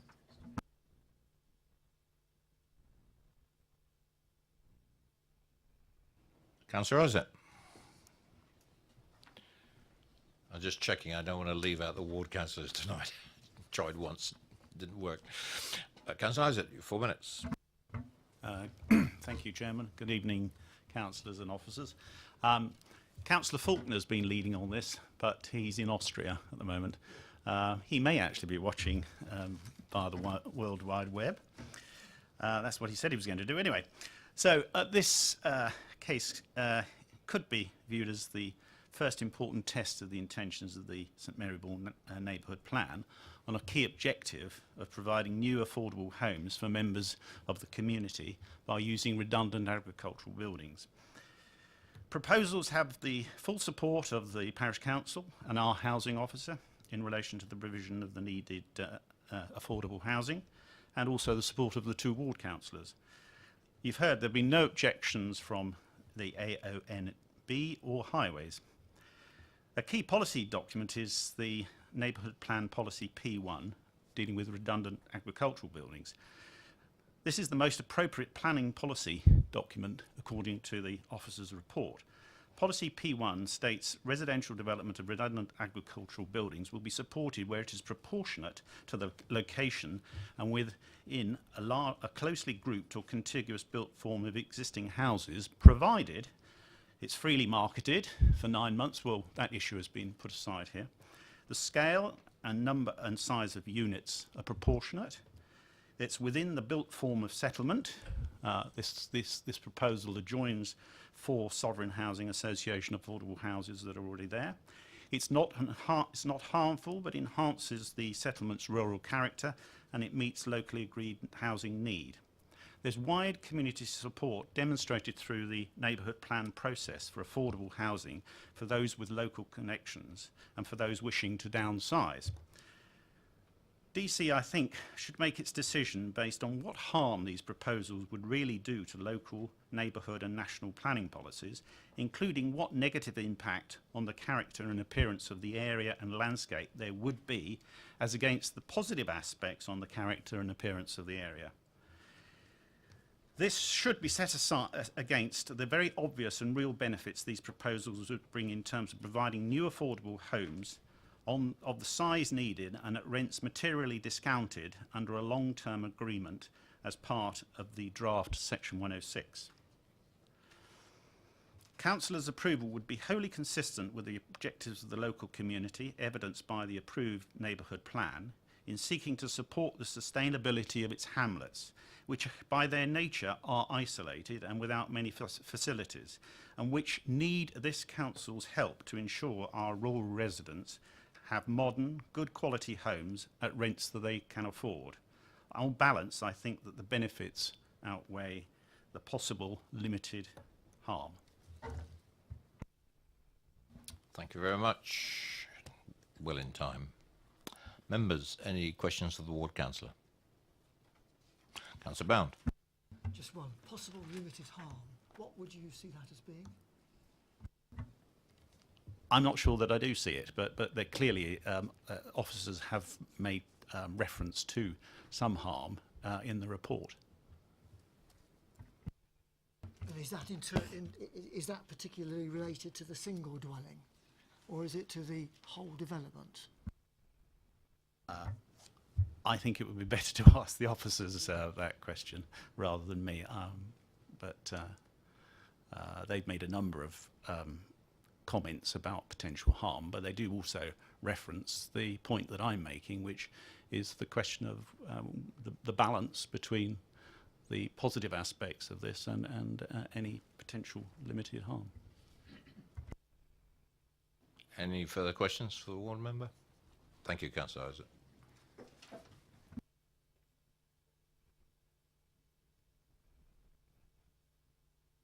I don't know.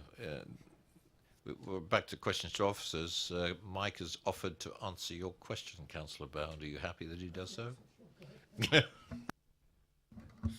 you, Councillor Bound. Yeah, I suppose just to try and frame where we got to this application. I mean, we absolutely understand that with neighbourhood plans now part of the development plan, we do approach them responsibly and obviously trying to ensure that what they intended is delivered. I suppose ultimately what we are tasked with is considering each application against the policies that ultimately come out of that process. So there might be an intent in terms of the objectives set as that is developed, but ultimately we, the officers, and you as the committee, obviously have to consider it against the policies that are there.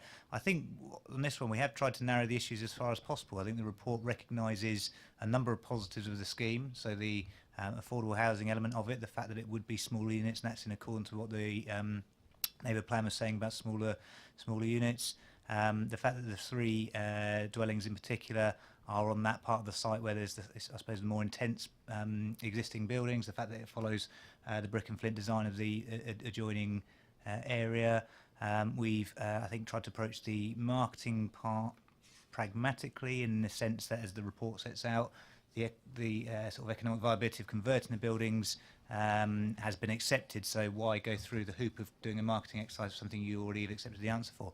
I think where we got to, though, was if you take policy P1 in its literal form, it talks about reuse of redundant buildings. So I think if we can just go to the location plan, I think the key issues that the reasons for refusal were setting out was to do with the development of, if you like, the north field. So on that red line plan, you can see the 3 buildings, which are the redundant buildings, sort of to the bottom right.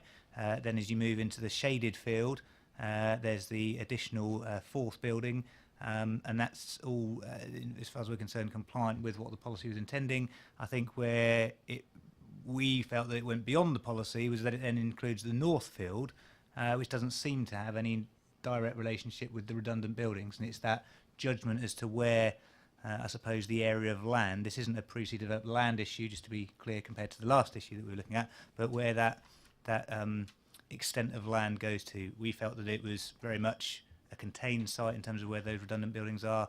The application has gone beyond that, and it's for the committee to come to a view as to where, I suppose, ultimately you feel that natural extent of site is.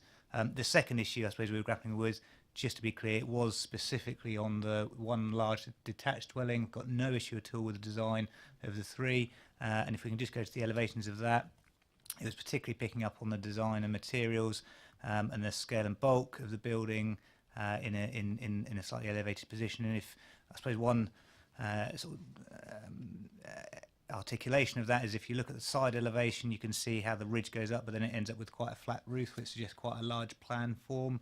Appreciate you may not necessarily sort of see that, but it's always an indication, I suppose, that there's an extremely large property being in that place. Is that characteristic of the area? Our analysis is that it's not. But ultimately, the 2 reasons for refusal are quite narrow in their extent, but it's open to committee to come to a judgment as to whether you agree with that analysis or not, or that it's, in your view, in accordance with policy P1.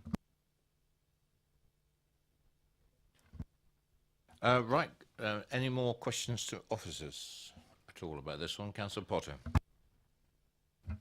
Just coming back to policy P1 in terms of the neighbourhood plan, I was looking at pages 198 and 199 in particular, the bottom of 198 leading on to 199, and I hope I'm reading it correctly, but in terms of the synopsis there, It finishes at the bottom of 198. Nevertheless, it has been made clear through submissions that these buildings haven't been intensively used for agriculture for a significant period of time, and as such, it is not considered that a reason for refusal on this matter could be warranted. So, by definition, they are accepted, are they, as redundant farm buildings satisfying the provisions of P1, is that right?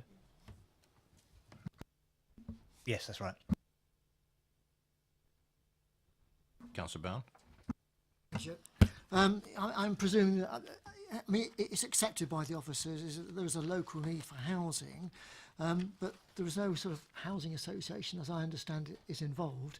How is it assured through a 106 agreement that it will be affordable in perpetuity?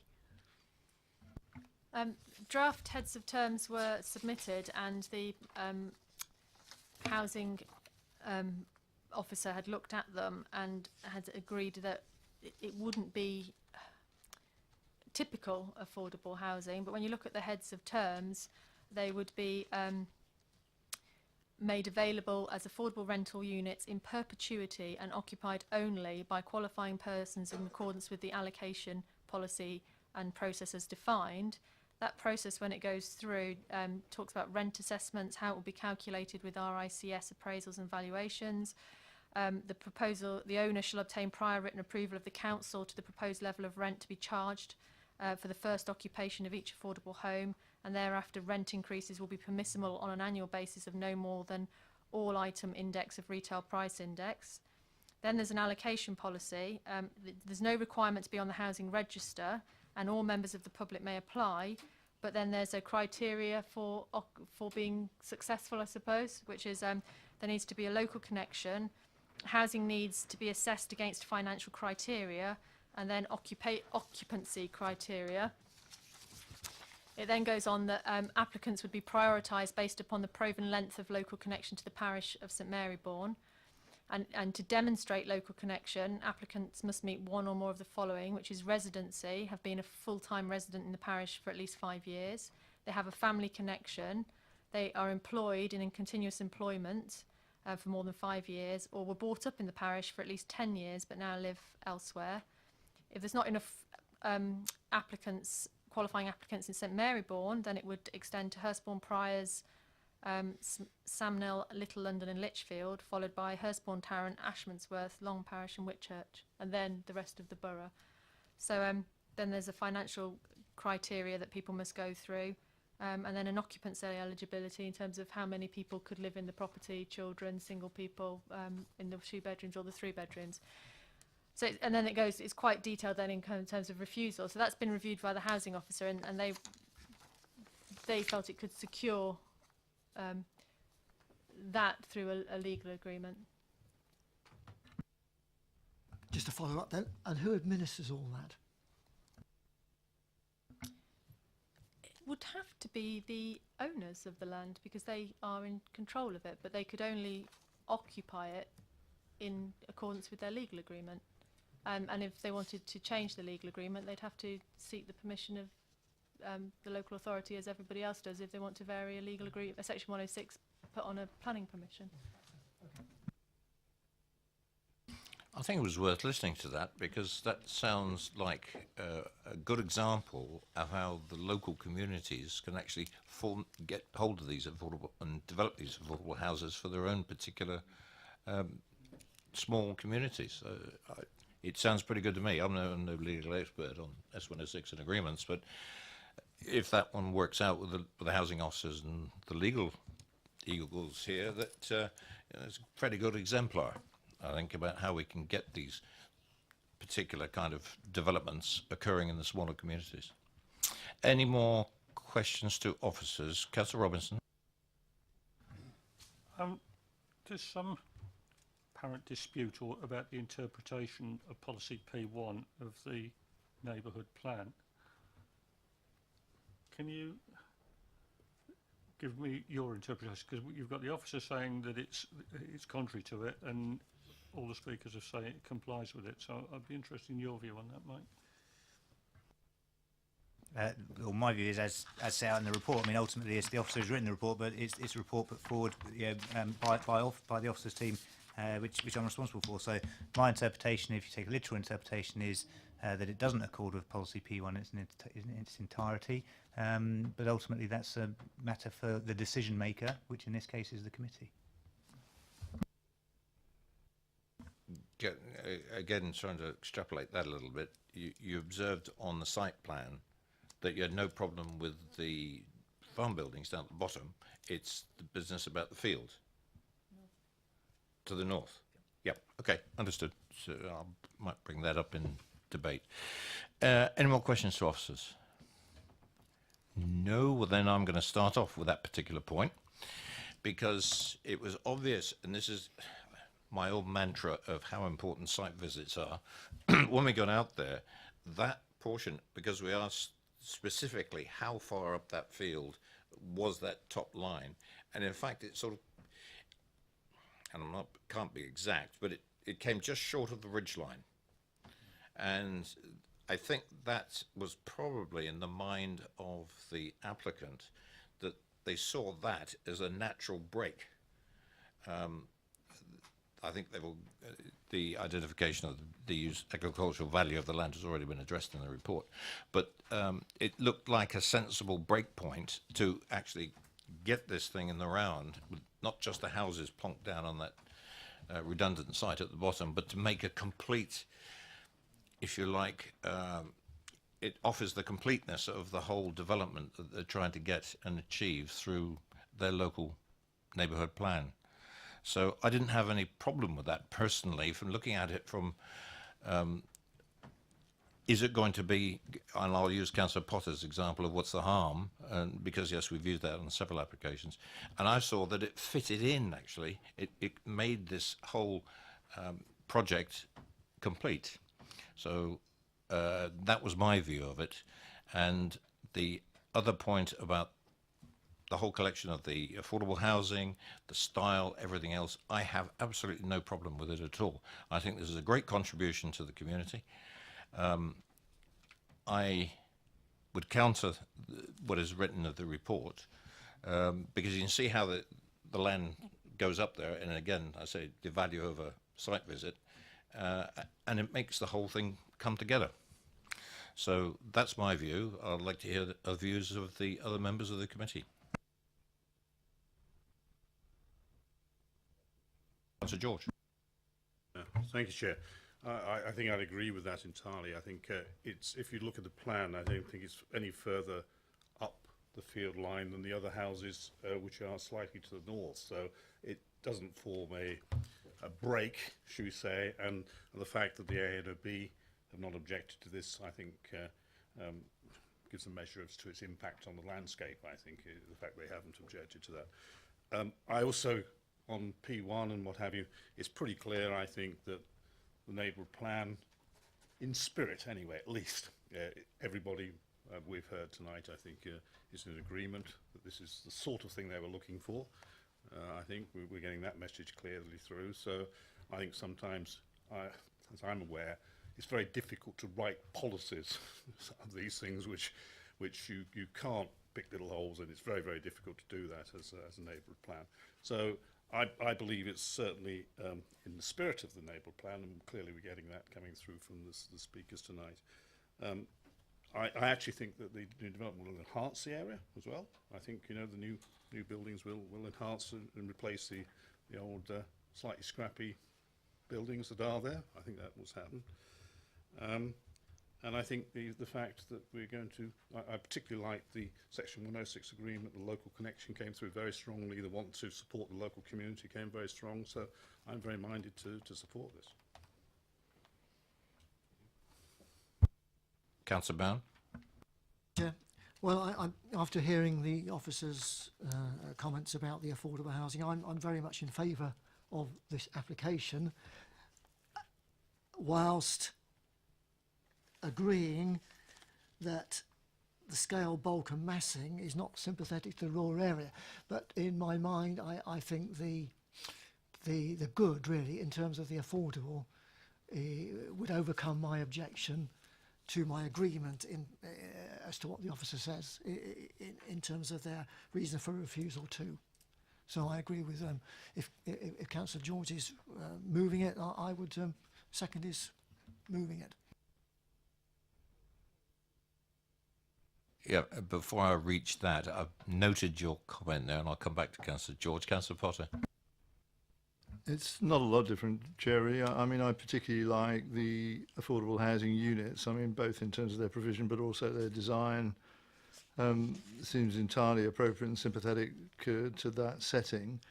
In regard to the main house, I mean, obviously, I've said it so many times, it's boring, really, but a lot of these things are subjective in our view, aren't they, really?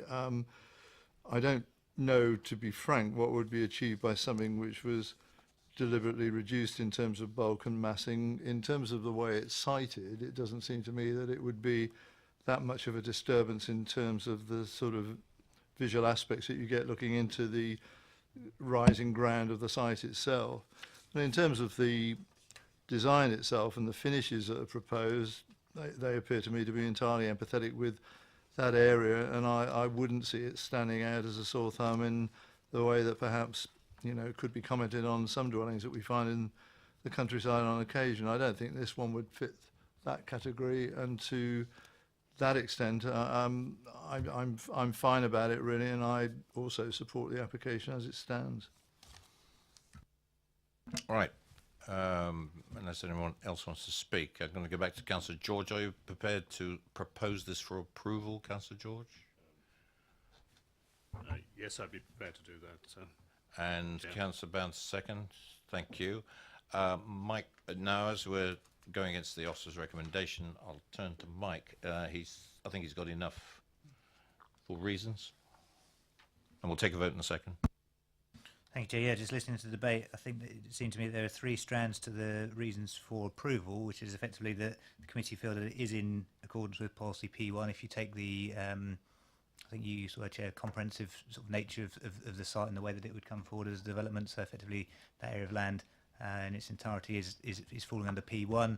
The second part was about the enhancement of the area in particular, taking account of the removal of the disused buildings, and it seems to be a general consensus around the value of the affordable units in particular. So that's sort of three separate reasons for approval combined. We'll come on to suggested conditions in a moment. Thank you for that. It's been properly moved and seconded for approval with the comments made by the development manager. All those in favour of approval?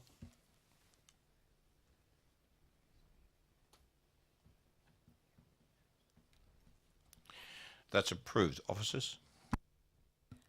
The application has been approved subject to a section 106 to secure the affordable housing in line with the draft heads of terms that the housing officer had seen and had found to be acceptable. And then conditions, and I'll just run through a list of plans, time limit, materials, hard surfacing, boundary treatments and fences, landscaping scheme, landscaping management, construction method statement, details of the new access, visibility displays to keep it free from obstruction, parking plan showing the enlarged spaces, full details of refuse and recycling details, a levels plan, hours of work, hours of construction, environmental health conditions, contamination verification, biodiversity, water efficiency, remove permitted development rights for extensions and outbuildings, locally listed buildings to be retained, and then the tree conditions suggested by the tree officer, and also then informatives, standard informatives, but also the sill informative, and also that the land to the east of the track isn't considered to be curtilage, because the red line. Let's cut it off. The red line. See that track? The red line goes down there and comes back down to the road, which we don't consider would be curtilage to the large building or any of the three buildings, given the track in between. So we'd put an informative on to that effect. Thank you very much. That is approved, and we move on to item number 4. Our officer presenting. There are no speakers on this. This is a deferred item that's coming back to the committee. Thank you, Chair. It's item number 4, which is an application at land at Court Drove, Overton. The proposal is a hybrid planning application comprising a full planning application for the erection of 4 numbered semi-detached houses and 4 numbered flats with new access to the development from Court Drove and associated works, and also outline application for the erection of 6 numbered self-build detached houses. As members will be aware, the application was considered at Development Control Committee on the 13th of June 2018. At the meeting, members deferred the application to seek further information in relation to the transport and traffic impact of the development. Looking at the report on page T25, we have an update which obviously addresses some of those issues. First being the Overton Primary School and the expansion of it, which was raised as an issue in terms of how many additional movements will be created if it was expanded and whether it was, and the officer outlines that in the report there. And obviously what the officer outlines is the fact that there's no definitive plan for expansion of the primary school or timeline in relation to that. Also in the report refers to the traffic information because there were some questions at the committee in relation to when the surveys were carried out, so that is listed there, and it also touches upon the construction management plan, which would effectively, with the construction management plan, that would effectively schedule arrivals of the site in terms of deliveries, and it would look to restrict or limit the numbers of which would be at the same time school drop-off period in the morning and collection period in the afternoon. Bear in mind you've got an addition to the report. Are there any questions to officers about the additional information? Because if there are none, I'm going to move this straight into debate. And Councillor Harvey? Thank you, Chair. We all know and have experienced, I guess, in our wards in different ways, expansions of schools and the impacts that they have, and the County Council's processes in going about them. And while I note here that the County Council is talking about a potential expansion of the school, feasibility studies have been carried out. We have that confirmed in the report. Feasibility studies have been carried out for extensions of the school, although these are not in the public domain. In the process of that probably means, as we all know, as our own experiences, that is going to happen. And in the context of Overton, in the context of the previous debate we had about a neighbourhood plan, they have a neighbourhood plan. Now, all right, this site is inside that neighbourhood plan, and we had that debate last time round. The point is, nonetheless, here we have a school going to expand by a significant number of spaces, where the reality is it will have a highways impact. We saw the photographs of that road. We saw the potential for the issues that could be created there, and I, for one, would not want to be associated with a planning application that sought approval for an application like this, where we involve young children going to school in the context of access to and from that school, and the dangers that we could have associated with that. And I still have those concerns. That hasn't been satisfied by the conversation that officers have had, or the evidence that's been presented to us. I still have an issue with that. I did note the applicant's comments last time round about parking inside the development and the encouragement for parents perhaps to park inside the development. I don't see that as a safe option either, to be perfectly honest. Mixing up local residential with parking, particularly at school, is a significant issue in a number of our different examples we could point to around the whole of the borough, really. I think on that basis, I am not comfortable with the application as it stands in front of us at the moment, and I'm yet to be convinced.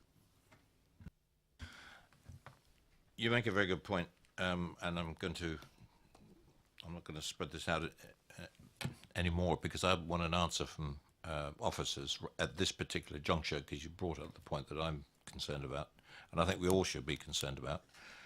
And I think you're quite right about the expansion or not of schools within our wards. If the feasibility study comes to fruition, the County Council will, because that is what they do, they will look at this planning application for the expansion of the school under their regulatory committee. And with my personal experience in my ward about the regulatory committee of Hampshire, we have to take ourselves down to Hampshire if we want to put any representation in about the impact of the school in any way, shape or form on our local communities. I'd like to confirm with officers that that would be the case, and we would not see that application in this committee at all. And I think this is I don't want to be too critical, but I think this is an omission within the planning system that that is done separately without the consultation that I feel is really necessary among the communities where these particular schools are going to be expanded and created. It's difficult, to say the least. My question is to the officers: would we get, what kind of consultation will we get from the Hampshire County Council as the local education authority in the event of this school having an application to expand, and the impact on the local community here? Thank you, Chair.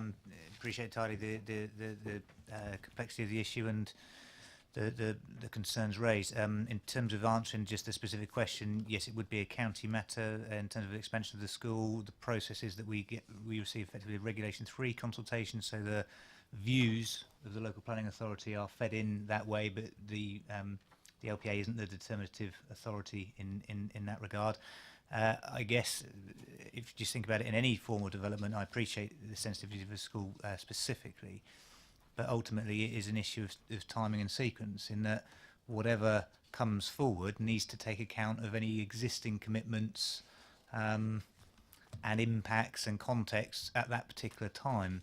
I think what we're setting out in the report and the update is that ultimately, as a local planning authority looking at this application at this moment in time, there isn't evidence to say what that impact of a potential school expansion, and we've been as or gone into as much detail as we can with the county at this stage, but there's not a firm commitment there, so it's very difficult, I think, to evidence if there was a perceived harmful impact of what that might be in future, what that would be on this particular application at this point in time. It's almost a sequencing issue that ultimately, as unpalatable as it might be, the school application would have to take account of this development, not vice versa. I hope that helps, Chairman. Thank you, Mike. Is all I can say. Councillor Westbrook, as a county councillor as well, I'd appreciate your input. Yeah. Borough councillors get a chance to consult on it too, but what I was going to say was similar to Councillor Harvey, really. I mean, I think with our ward councillors' hats on, experience around schools, I mean, it says in the report that it'd be therefore unreasonable to refuse an application on the basis of something that's not been agreed, which is a fair point, but I think it's also reasonable to suggest that putting a new development so close to a school entrance, knowing what we know from our own experiences, is also not a really good idea. I think from our site visit that we had, I think there was a row of cars there, which were, I think, was teachers' cars actually as well. I don't think that was actually people picking up and dropping off at that particular time, and it was chock-a-block down the road. I think the issue is going to be in reverse, as we find with our residents, is that anybody moving into these properties, and I know you could say, well, somebody moves into a property like that, it's their choice, but we know the issues that will happen to this development in the future. Because when everybody turns up at schools, where are they going to park? That estate's going to be full up with cars, and that's very, very difficult to control. So, I mean, you can look at it either way. Ideally, not a good position to be in. Yes, Councillor Potter. I mean, mine's a very specific comment, I think, really. I mean, I hesitate to comment on the democracy in the Overton neighbourhood plan, which has been undertaken, but I do on this occasion, and I've historically thought, and other people have said the same thing, this was a peculiar site to include within that neighbourhood plan, and for additional housing to go into this area, so adjacent to the school where there are already acute parking problems, and that's not just anecdotal. I mean, that's experienced and witnessed, and that's only going to be added to. I just think it's the wrong site, and despite the fact that it's within the neighbourhood plan, there's no obligation on us obviously to approve it for that reason alone, and respecting all that the local contributors have done in this work, I say this is the wrong site, and despite the sort of up-to-date additional information we saw, I still resist this application. And that's my position here this evening, Chair. Thank you very much. Any more comments? Councillor Robinson. Thank you, Chair. I think it's very, very difficult to refuse a planning application when, because of something that isn't definitely going to happen. And we all know it's fairly inevitable, but it isn't there. That being said, I think my concern is the same as a lot of other people's, that that's a dangerous piece of road already. It's got a dangerous amount of parking on it, and adding more cars in that area is just going to exacerbate the situation. It is a site for development, and as has already been said, just because it's recommended for development doesn't mean we have to accept this planning application. We say, no, go away, put 2 houses on there, put 2 big houses in the countryside, which is something we generally argue against, but in this particular case, I think that will be a lot more suitable. So I'm not supporting it. Can I say that? Yeah, we can't adjust planning applications I know when they come to us. But yeah, your point is made. Any more? I'm still working on questions to officers.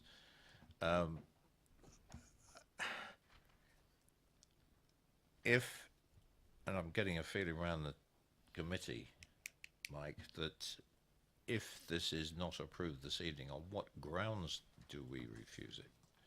Because I have my question to you is, would it be challengeable?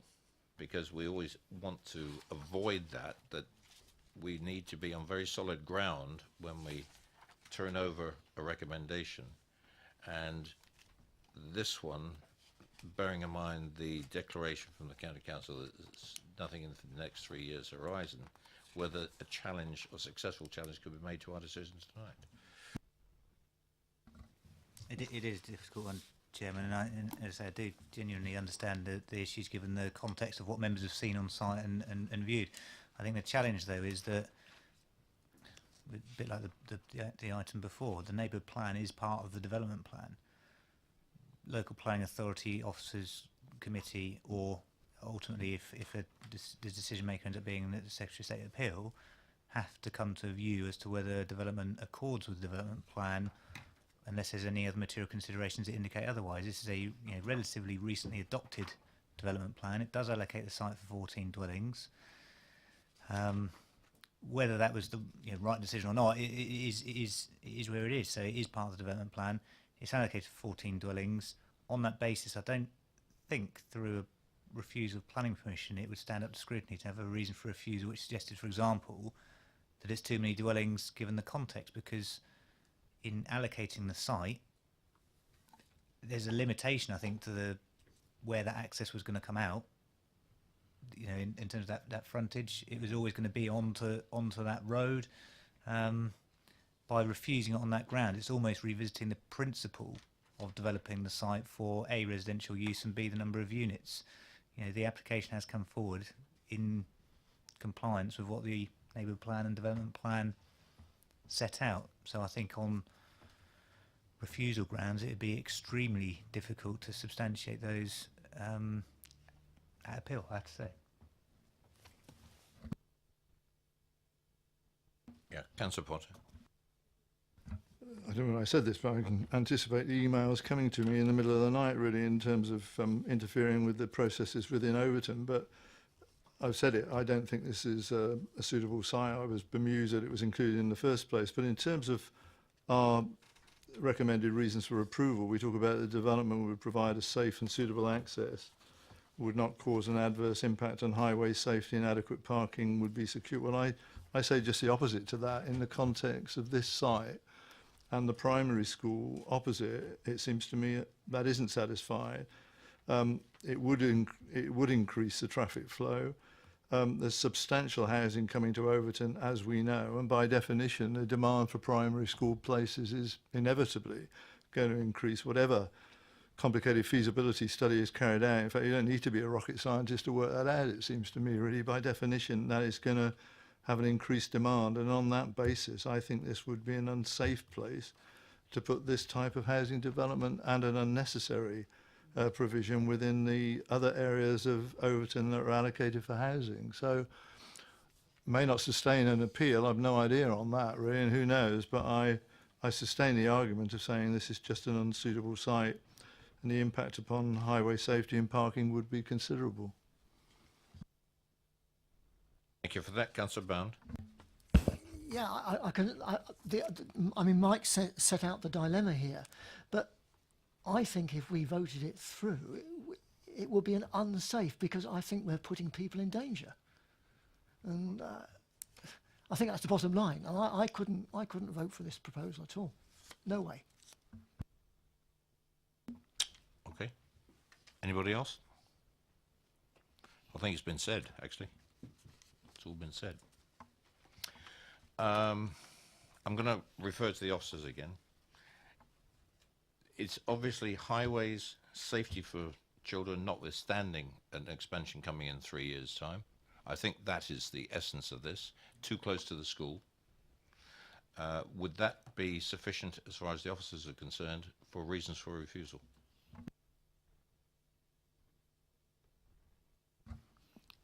I mean, certainly we can record that as a reason for refusal. That's...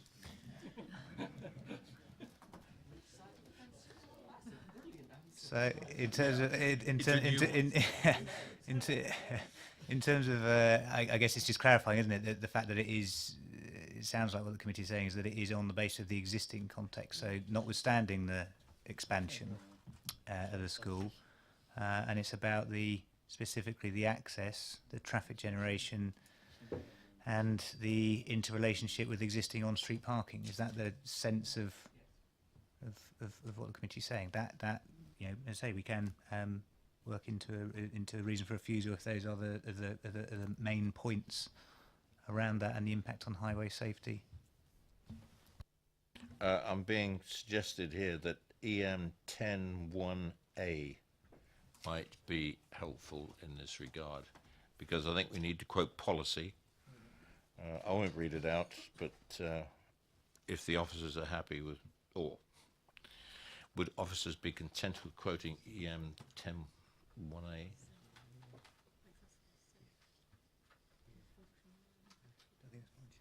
Yep, that's okay. Now then, I have no proposal on the table at the moment. Do I have a proposer for this application? Councillor Harvey? On the basis of that, I'll move rejection as described.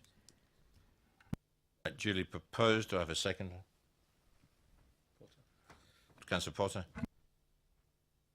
It's been proposed and seconded for refusal on the grounds of which we've just mentioned, and citing EM 10(1)A as probably, if that could be expanded, I don't know, but the officers will investigate that. All those in favour of refusal?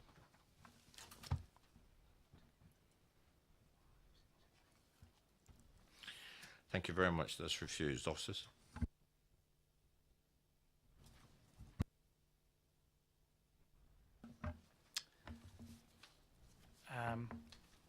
That was refused subject. So that application was refused, Chairman, on the principal reason regarding the position of the access, the highway safety implications of that, the context of the existing school and parking demand on the road, and the traffic generation associated with the development. Just for clarification, we would always, as you know, suggest that the reason for refusal about the absence of a signed 106 would also be included as relevant, Chairman. Councillor Robbins. Thank you, Chair. Is it worth, and is there a mechanism by where we can recommend that the whole fact that this site is recommended as suitable for 14 dwellings is reviewed? Because I think we're all around the table fairly convinced that that is wrong. No, I mean, ultimately that's an issue for the neighbourhood planning group if they wish to review their neighbourhood plan as part of that process. But it's not for the council to instigate that process. It would be for the local population. Thank you for that, everybody. Can we move on to item number 5? And Chris Fowler, please.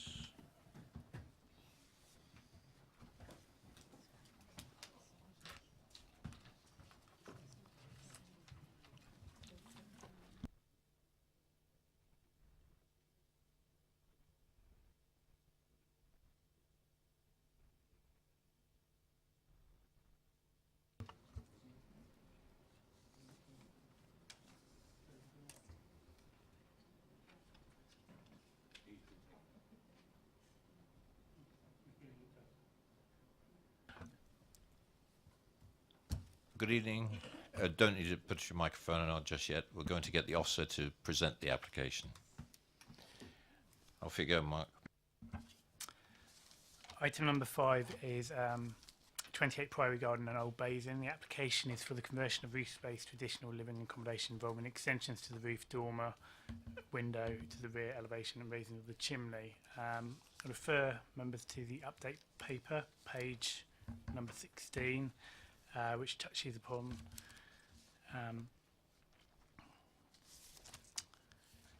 the parking supplementary planning document, which obviously introduces larger dimensions for parking spaces on the lines, and the officer outlines that issue there.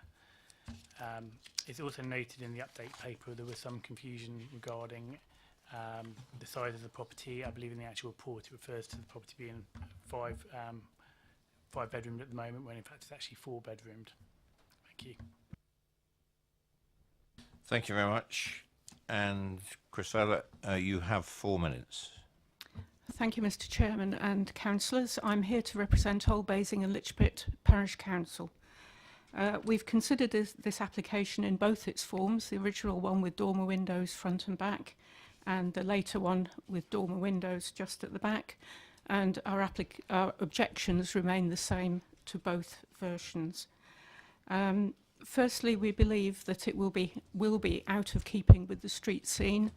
There will be significant extra volume under the roof, and the raising of the chimney mean that this property will stand out from its neighbours and surrounding properties when you look at the street. That extra volume in the roof and the dormer windows mean that the property will overlook surrounding properties much more than it does at the moment, and those surrounding properties, their outlook will also be overshadowed more by the property as amended.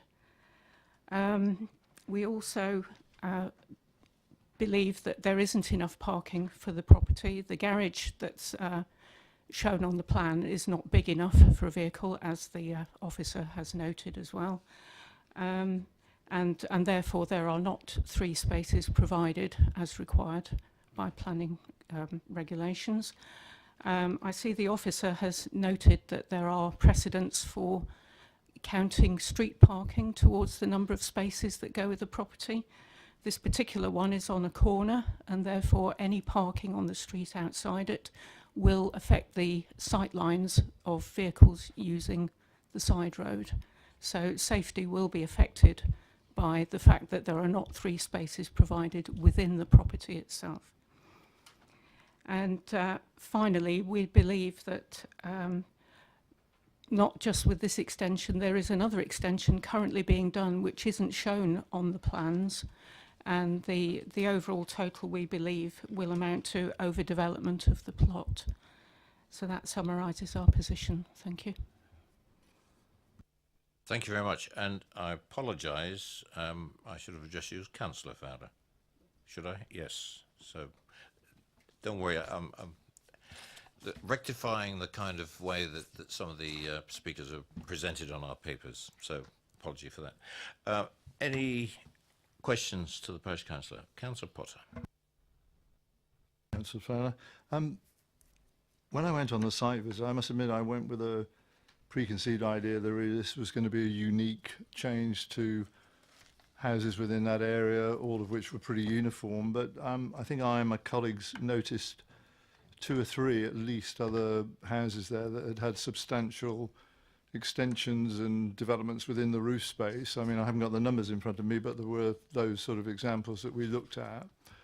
And also, the first dwelling on the left as we went into Priory Gardens was a dwelling that actually had dormer windows on the front elevation. So again, you know, it didn't appear that there was going to be any precedent created here. That had already been created. So obviously just ask for your observations on that, please.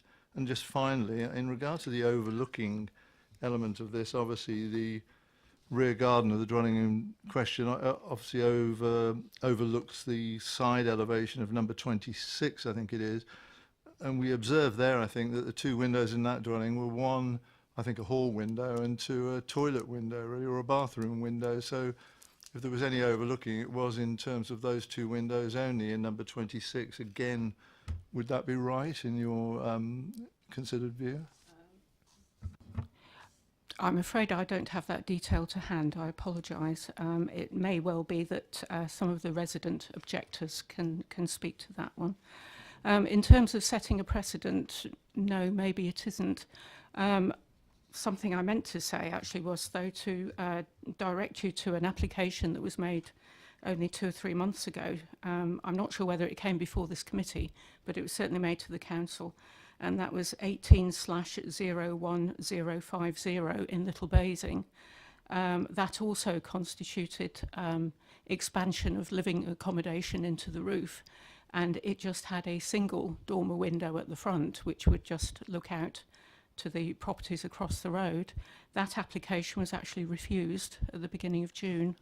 So there have been similar applications which have been refused, and that was mainly on the bulk of the roof extension involved with this dormer window. 28 Priory Gardens actually has 3 dormer windows, not just one, and one of those 3 is of quite a size. So I would just bring that to your attention.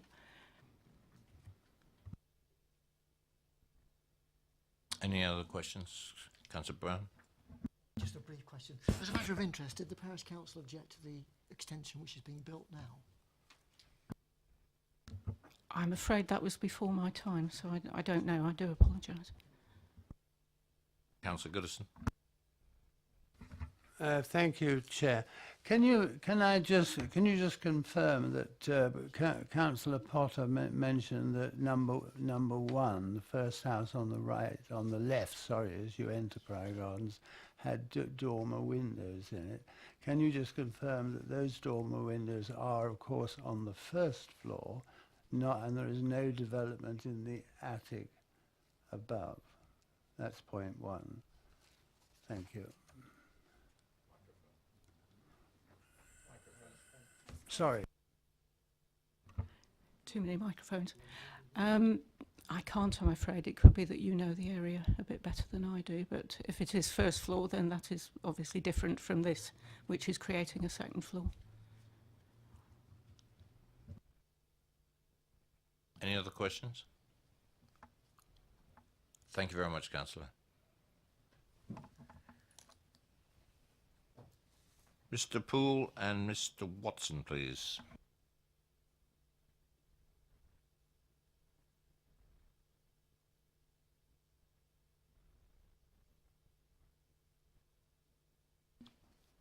Mr. Chair, before I start, can I just make the committee aware that I'm representing the 11 neighbours in Priory Gardens and Paddock Fields.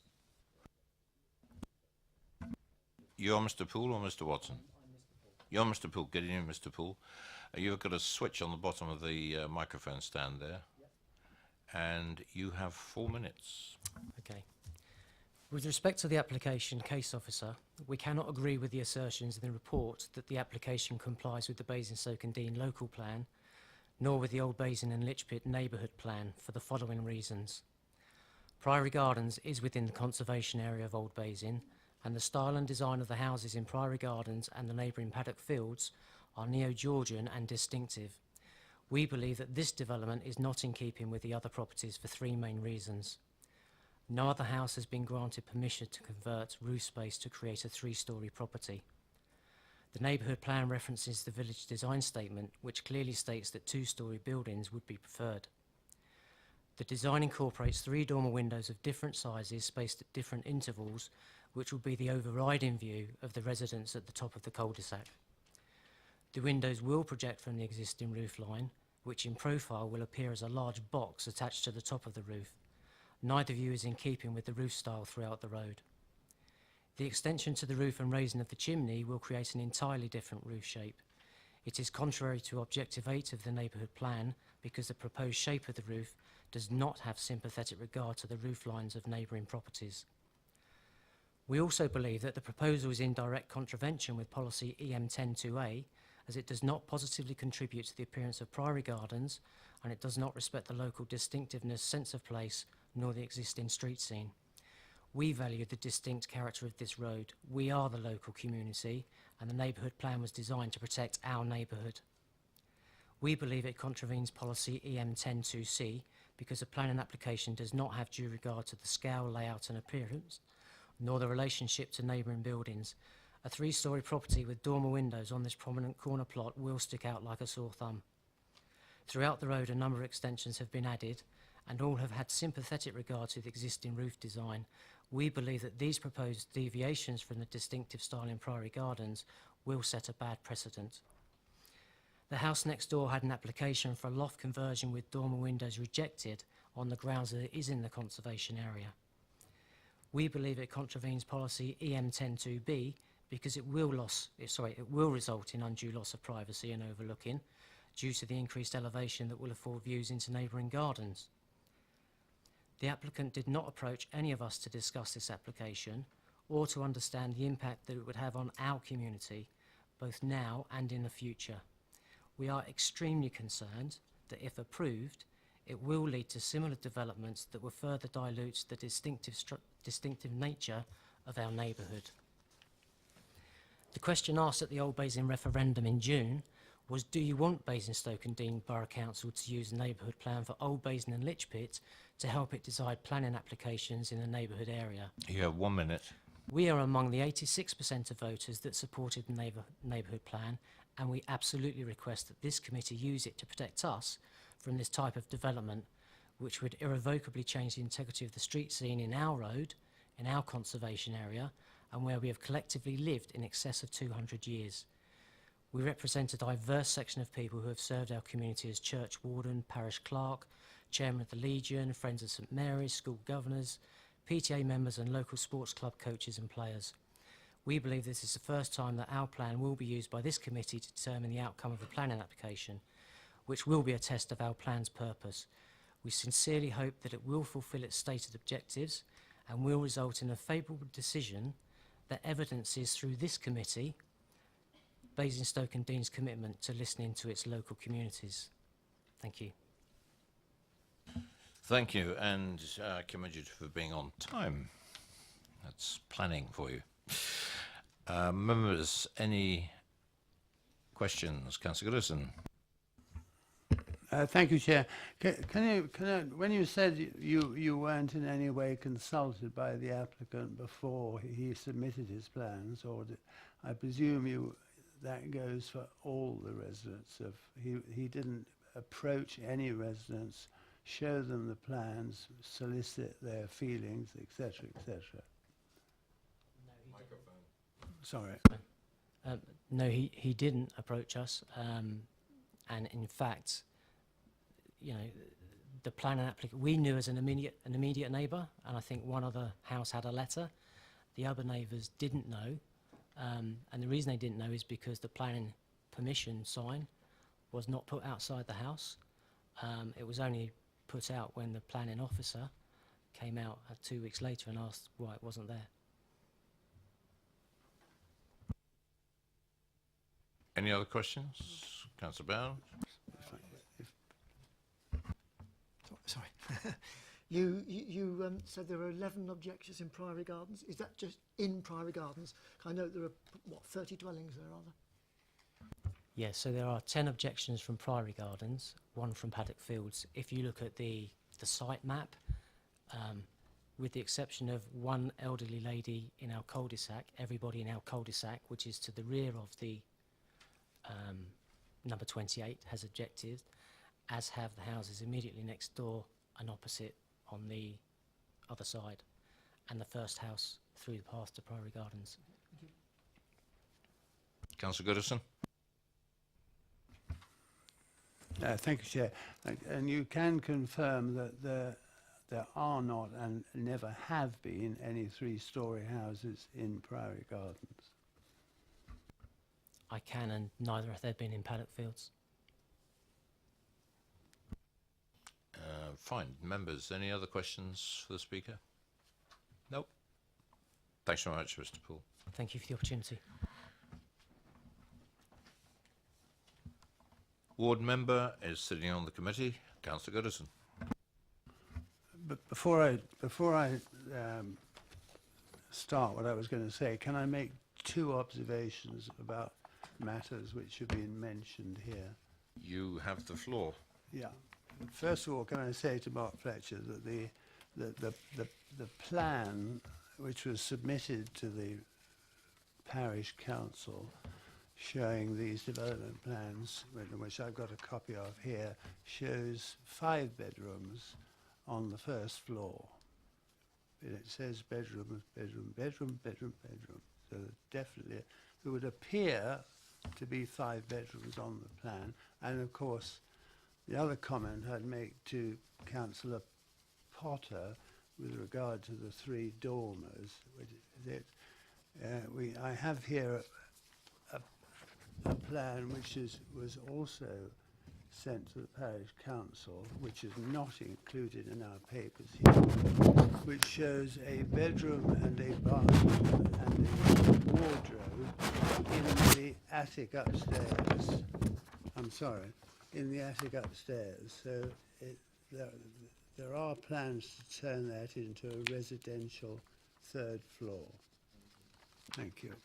Right, so if I could now start, if I may. 3 weeks ago, we all of us here voted to adopt the neighbourhood plan. It was adopted unanimously. Adoption means that it has the status of supplementary planning document, and Mike very kindly mentioned during the last application number 4 that NP means it's part of our development plan. So that being the case, I'm hoping and I expect that if I'm able to convince you that this application is against our neighbourhood plan, you will accept that you are obliged to oppose it. My job is to convince you that it's against our neighbourhood plan.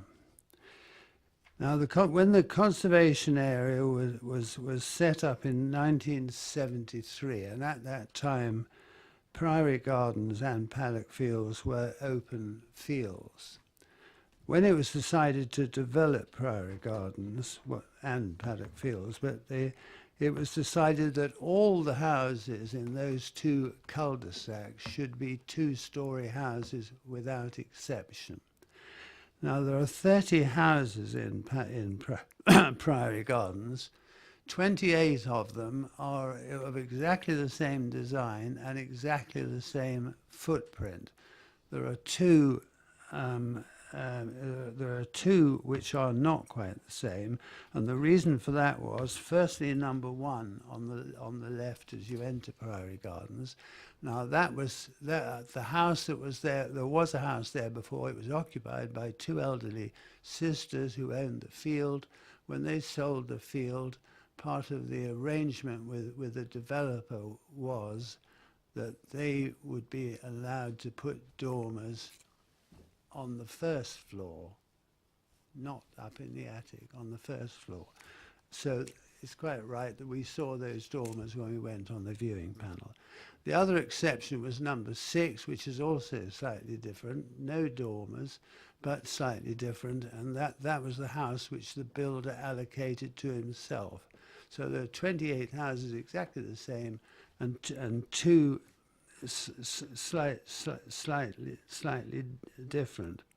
So 30 houses, all 2-storey, all been 2-storey for the last half a century, with the exception of the 2. They're all exactly the same.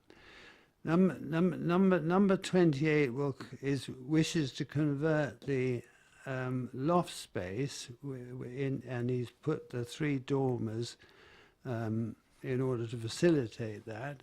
And I was only recently given the plan which the parish council had seen, but which is not part of our papers here, which shows a bedroom, the 6th bedroom, and a bathroom and a walk-in wardrobe up in that attic space.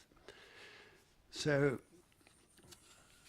obviously that is, in most people's estimation, it means there is a 3rd residential floor in that house.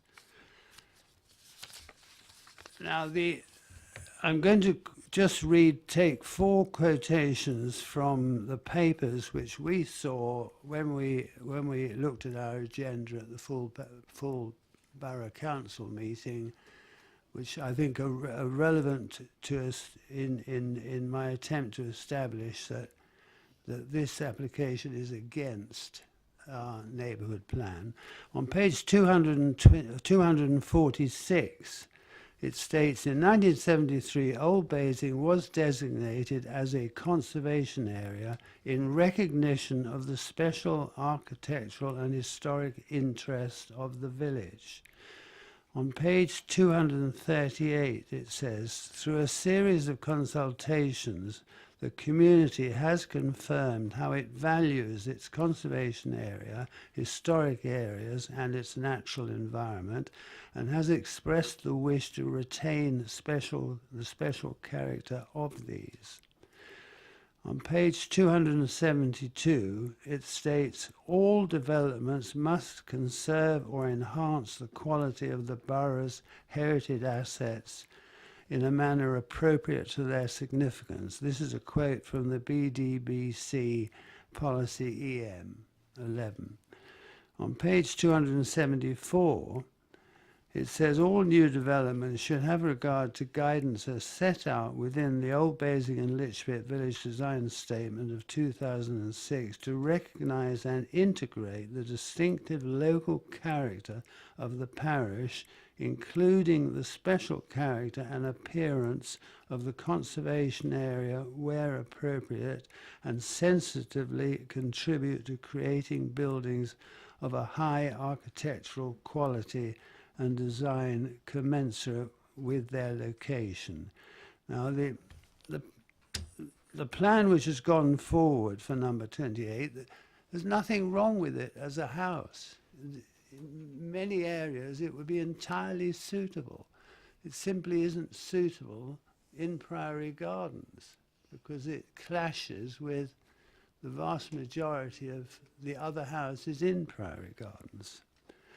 So in my view, these 4 quotations establish beyond all reasonable doubt that this application does not meet the aspirations as expressed in our neighbourhood plan, and as such should be refused.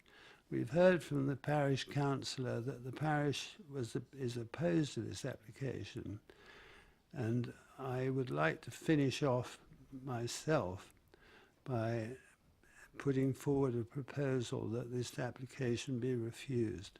Thank you for listening.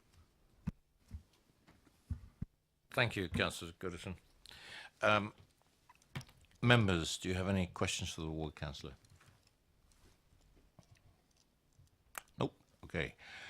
Thank you very much, Councillor Goodison. Questions to officers, please, about this application. Councillor Potter. I mean, having heard what Councillor Goddison has said, which I respect, I just wondered if the officers could help me, really, because clearly in terms of the reasons for approval, we're very clear, they are very clear and positive in their support for the application, talking about it being an appropriate design, excuse me, and would relate in a sympathetic manner that preserves, I presume that means the street scene and character to this part of the Old Basing Conservation Area.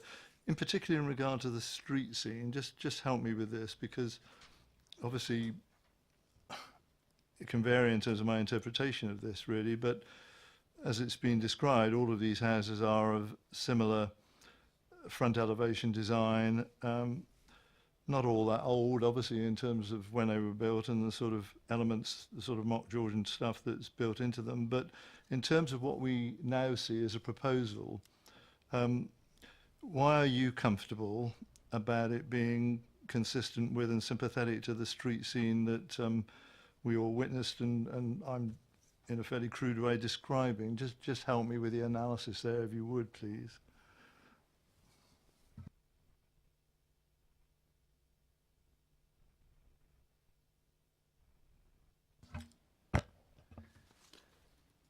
I think obviously officers of the view that within Priory Garden there is kind of range of different properties as outlined earlier with moderations which have occurred upon them. Also in terms of obviously 28 Priory Gardens, the application before us obviously relates to the rear of the property and it would therefore be less visible to members of the public. Just coming back on that, I mean, my own observations for what they're worth really in terms of design, I mean, excuse me, in terms of the front elevation, that isn't much change, is it really? And what we end up with is 3 roof lights, you know, Verilux type lights in the roof, which we saw similar examples of elsewhere in Priory Gardens, not Verilux perhaps, but different designs, but certainly lighting into the roof space. The other question I just wanted to ask, just to make sure my own observations were right as well, in terms of the critical comments we've had about overlooking and overshadowing, but that's resisted in your reasons for approval. When we looked at the side elevation of the adjacent property, I think what we saw was a bathroom window and a landing window. So by definition, not living areas per se. Is that right from your own analysis of this? And then lastly, just to confirm the fact, I mean, in all this debate about whether this moves to a 5 or 6 bedroom property and what's going in to the roof area, it's made clear, I think, in the application it is for a master suite in the loft, and that would go from that would make it go from a 4-bed to 5-bedroom unit. Just to confirm those points, if you would, please.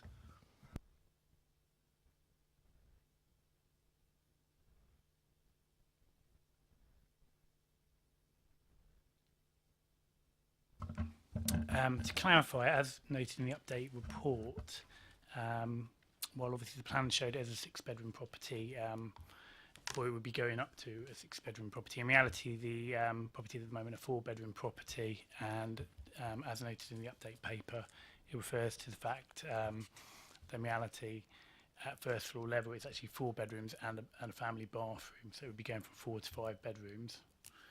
In relation to the impact on neighbouring property, that's underlined on page 270, and the impact it would have on adjoining properties. Obviously, it notes in relation to 30 Priory Gardens, the views will be an oblique angle orientated towards the rear garden of the adjacent property and would not give rise to intrusive, direct and unattractive views. In relation to number 26, it refers to the location of the proposed dormers result in views across the frontage of the adjacent property to the rear of the site. However, the area forms an existing driveway, and given that these views would not overlook private amenity areas, it considered that it would not detract from the amenity of the occupiers.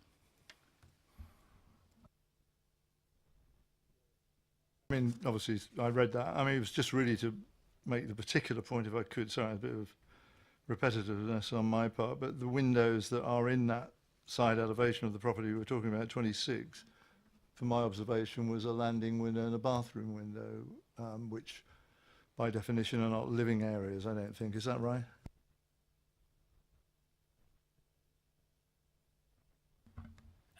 We can't confirm either way, but that may be the case, and obviously that may be something that other people may know.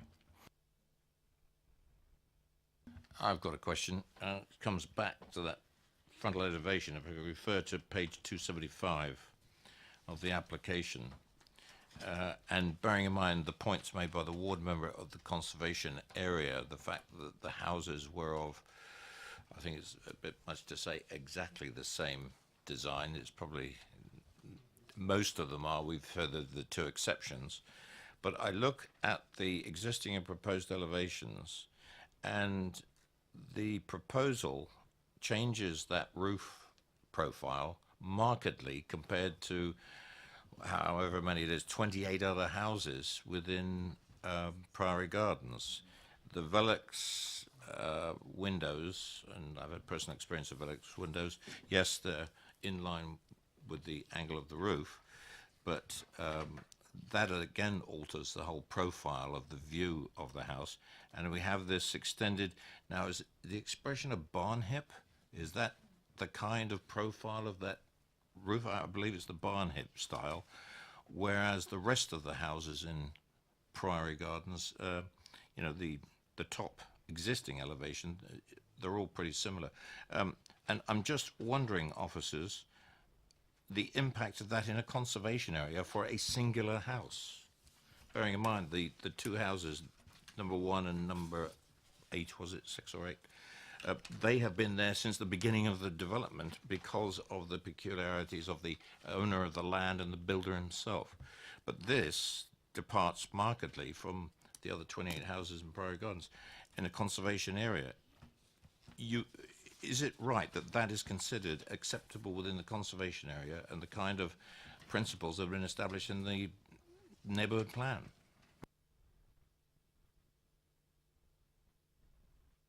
Thank you, Chair. Yeah, just in terms of the conservation impact, refer members to page 267 and conservation officers' views there, particularly picking up the fact that the building is of modern appearance. That's not to say that obviously it doesn't have any contribution to the conservation area, but I think it was just reflecting the fact that in terms of architectural merit, in heritage terms, that was the reason why there was no objection raised, I suppose.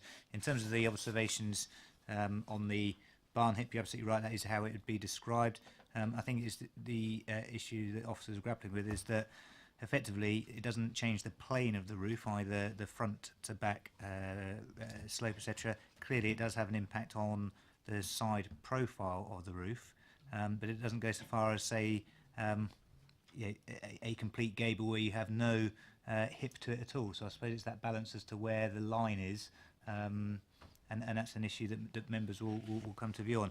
Just to help inform that debate, if I may, Chairman, just because I referenced, I understand it's clearly not, we don't set out all the policies in the reports, but just because I think it's particularly pertinent to the committee's considerations, taking account of the board member and the objectives views. But policy OBL 7, appearance of development of the neighbourhood plan, picks up that new development should have sympathetic regard to the scale, siting, roof lines, materials, fenestration, colour palette, and neighbouring buildings to create a high quality street scene. So I think the issue here and the issue that perhaps is being looked at is particularly the roof lines. So I think the officer's view has come that it doesn't change that so significantly as to warrant refusal, but ultimately, as always, it's a matter of judgment for the committee to come to a view on that. Thank you very much. That certainly clears up my question. Councillor Bound. Thank you, Chair. We noted when we were on site that there was a great big extension being built. Now, I don't quite know what the lines of that extension are. The proposed rear elevation, presumably, is just showing the roof as it's predicted to be. But what else is going on the back? Because that is going to make a bit of a difference, I think.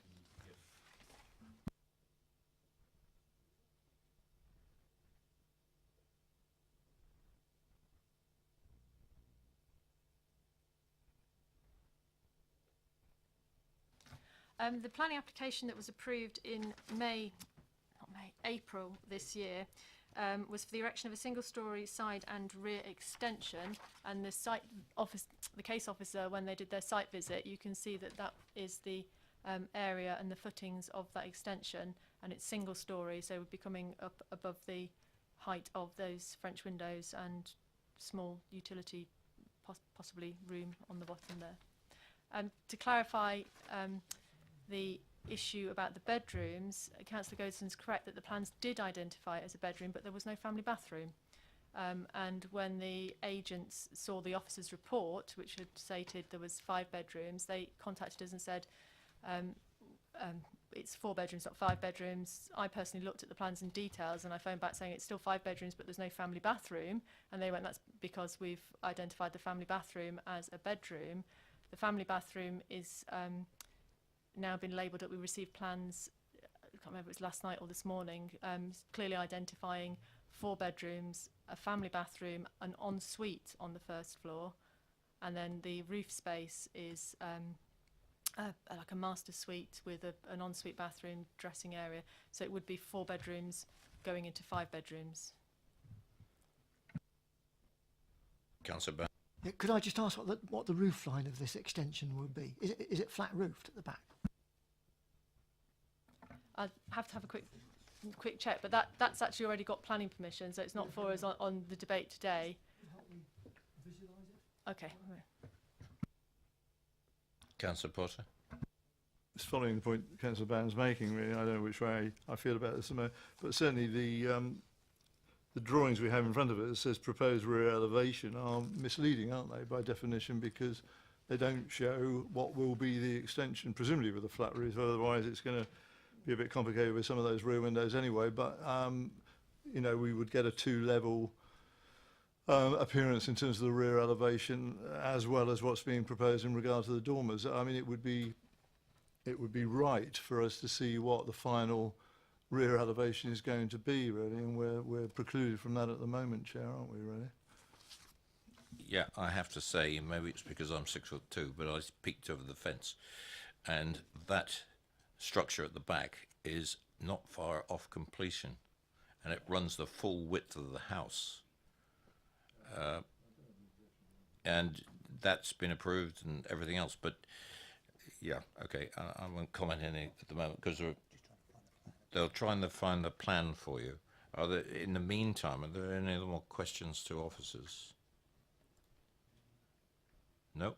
Well, we'll just hang fire, see if they can get that up. Right, we'll move, as Mike said, we'll move it into debate.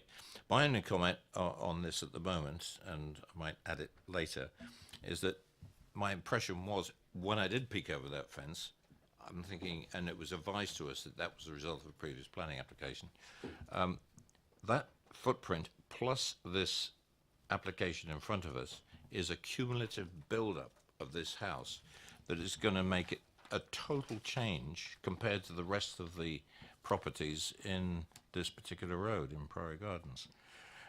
I was quite surprised, and I still make my point, my observation earlier on about the profile of this roof.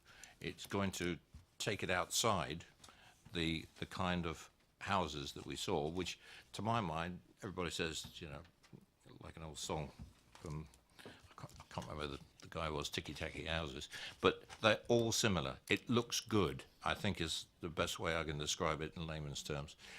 And it looks neat. This thing, in my own personal view, is going to stand out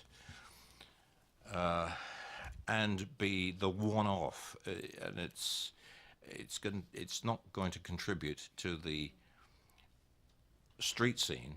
I can't see it contributing to the street scene at all. I think it's going to disturb the street scene, if there's a word to use. Councillor Goodison.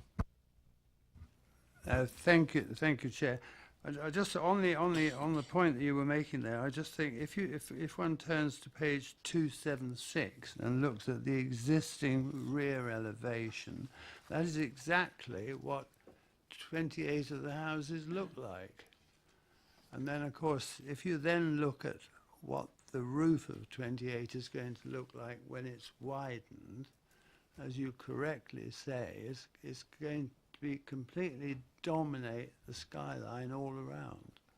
And if you like to look at the view screen at the moment, members, that's the rear extension that's already got its approval. Councillor Westbrook. Yeah, thank you, Chairman. On page 267 of the report, it talks about other matters. It mentions the extension. The officer says on the site visit it was evident the works had commenced. And it goes on to say, given the extent of the works underway at the time of the site visit, it was not considered necessary for them to be included on the plans subject to this plan application. I'm just wondering where we are, because we heard earlier that we could only make a determination on what was in front of us. So I'd like some advice on whether we can, in fact, take that whole view when it's not actually in here. Yeah, you can take into account the development that's taken place. I think the point being made was that it wasn't necessarily a requirement to get the plans changed, because you can still have two separate planning applications overlapping where both get implemented, and effectively the cumulative impact of the second application, provided the first one's been implemented, which clearly it has, can be taken into account. So committee can take account of that cumulative impact, as I think the chairman's already referenced, about that existing or underway a single story extension. Clearly there's an intent to complete that with the addition of what's being proposed now. So that is before you. Councillor Potter, followed by Councillor Goodison in a sec. Are we into discussion now? I can't remember. Yeah, unless you've got some direct questions to the officers, I'm quite happy to move into debate. No, I'll just make a debate comment if I may.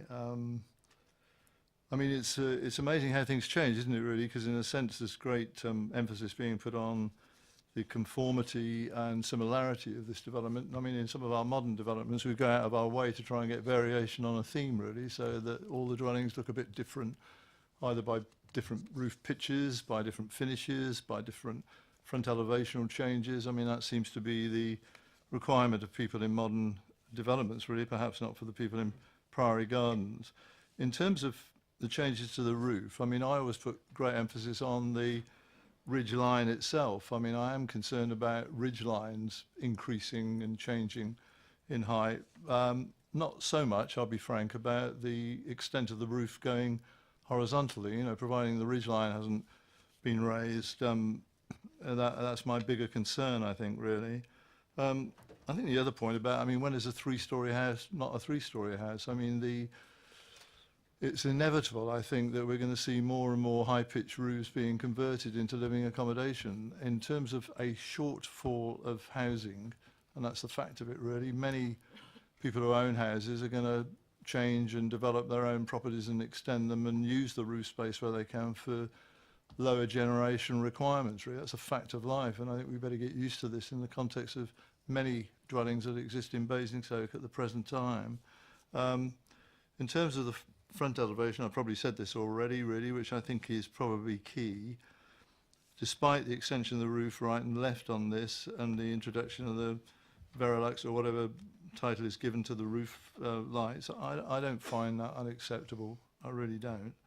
And I hesitate to repeat the observations of somebody who knows far more about it than me, but in terms of the conservation officer, he describes it of, well, these buildings not of architectural merit. I'm sure that will disturb the people who live in there, but I mean, in relative terms, this obviously isn't, I don't think, of the highest quality in terms of architectural merit, and I don't think this proposal really detracts from what we have there presently. And as I said, there are a number of examples already within Priory Gardens of extensions having been undertaken, which has already disturbed the pattern. I respect what Councillor Goodison says about the history of the dwelling in the first place as you come into the close with its dormer windows, but they exist, and therefore this is not unusual and absolutely unusual in itself.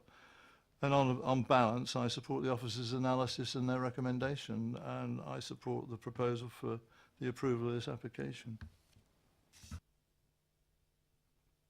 Councillor Goodison. Thank you, Chair.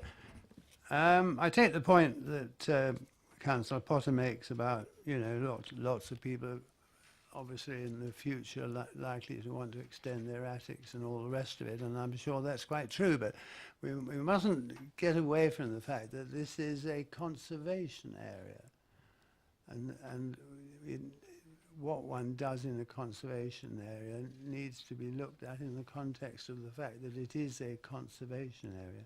And the other point that I'd like to make is I did take the opportunity on the Saturday to go down and stand in the garden of number 26, and I can confirm that the three dormer windows, one of which is extremely large, while they do, of course, look straight opposite onto the side of number 26, nevertheless the view angles straight in and covers most of the back garden, because they're way and way above the fence line. So you know, people, I'm not saying that people would necessarily want to, but there's certainly going to be a loss of privacy because the people in 26 are going to feel that they could be under scrutiny and under observation very easily, which is not a very nice feeling to have. I just make that point, but thank you. Councillor Bound. I mean, I find a lot of my thought process agreeing with Councillor Potter, whilst respecting entirely what the ward member says, and seeing what's going to go on the back of that house. Anyhow, with it, I mean, it hasn't got a flat roof. It's got a sloping roof, which seems to go right up to the windowsills of the upper windows. In some ways, I think this. The dormers at the back and the altering of the roof will balance that house out. Now, I don't want to be rude, but I don't know how that got past. This is the rear. It would be above that flat. It would be above that roof. Yeah. So I'm edging towards approval of this. Any other members wish to speak on the subject? Councillor Potter, you've indicated you would approve this application. I'm content to approve it. Sorry. Move this for approval. I'm happy to do that, Chair. Yes. And a seconder? Councillor Bound.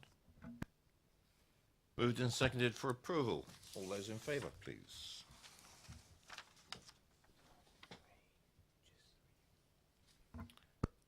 All those against?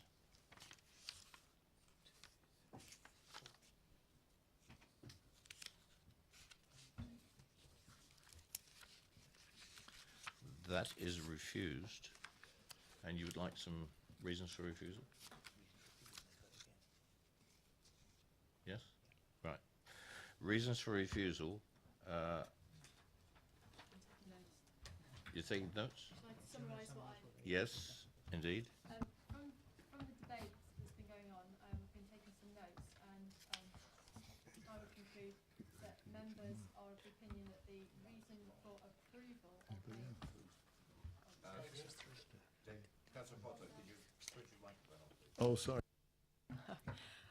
I'll start again. I've been taking notes through the debate, and so I would summarise, and please correct me if I'm putting words in your mouth, that the reason for refusal would be based on the overturning the reason for approval on page 265 of the report, but the specific reasons that you find it to be unacceptable in relation to policy EM10, which is the design, EM11, the conservation area, the local neighbourhood plan policies 6 and 7, which are the heritage policies and the design policies, are the existing uniformity of the surrounding area and the limited changes to the roofs of houses, not extensions.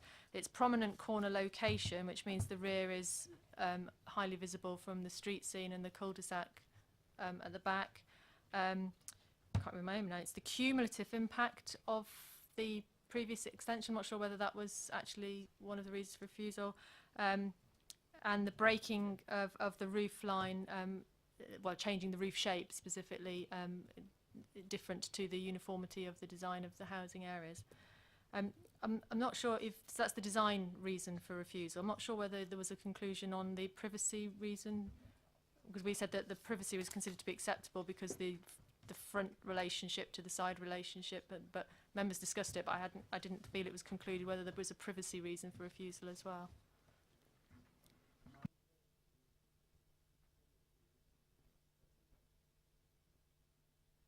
So the application is being refused on the design grounds, which is a reversal of the reason for approval in page 265, but with those specifics about the uniformity of the area and the unchanged character.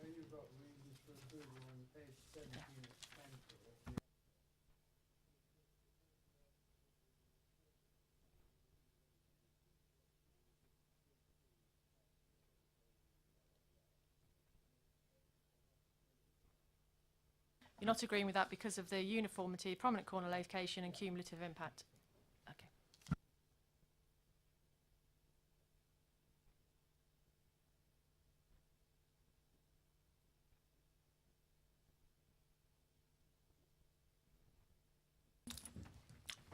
Just talk among yourselves for a couple of minutes. I've got an issue to address with the development manager.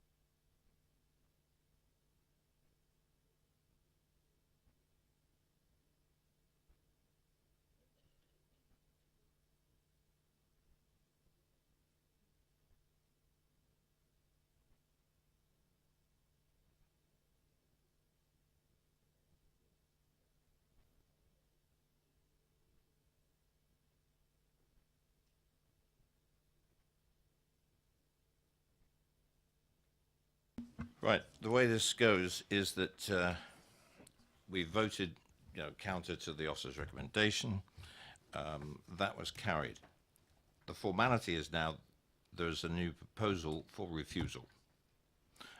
I'm prepared to move that motion for refusal, as I did last time. Do I have a seconder to move this for refusal? Councillor Robinson. Oh, Councillor George, I don't mind. So, moved and seconded. Oh, well, I'm prepared to wait for him to come back.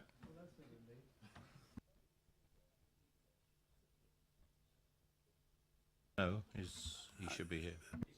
I might perhaps say it needs to be pointed out. The reason for another vote is because the legal officer has formed the view that I was. Councillor Goodison. Councillor Goodison. Sorry. Okay. You don't need to say anything. That is the chairman's advice to you. Thank you.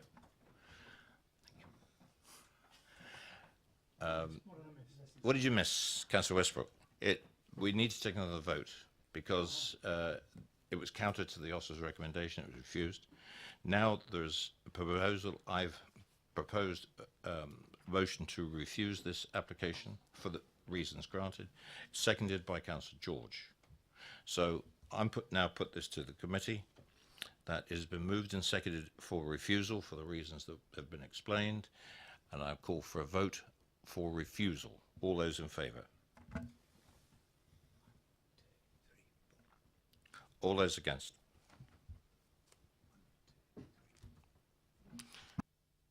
That is carried. We have noted the vote for refusal has been carried. Thank you very much, Councillor Potter. Has been carried. Officers? The application has been refused due to the members considering the design is unacceptable in this prominent corner location, the uniformity and the cumulative impact of the existing developments. Thank you very much. Move on to agenda item number 6.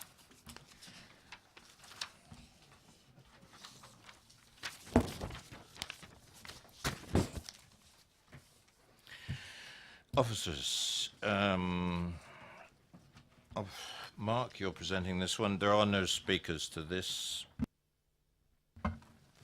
Thank you, Chair. Item number 6 is 18 to 19 Chelsea House Festival Place, Basingstoke. The application is for a change of use from A2 financial to D1 non-residential class for an orthodontic practice. We'll again refer you to the update paper, and that outlines obviously the change in the supplementary planning documents that we've touched upon earlier. I'd also refer you to a letter of objection which was received, and the officer on page 19 of the update paper going into page 20 go through that issue in relation to provision within Basingstoke and some other issues in relation to it. The recommendation by the officers is to approve subject to conditions.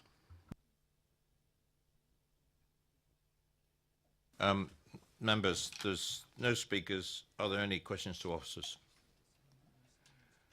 Are there no questions to officers? Is there any debate? Because I will move this from the chair for approval. Seconded, Councillor Harvey. All those in favour? Thank you. Yeah. Yes, all those in favour of item number 6?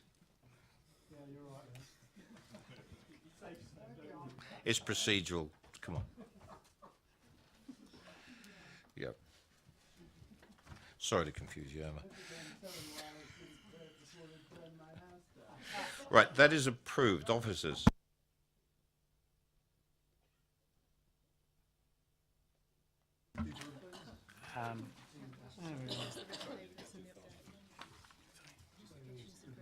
The application is approved.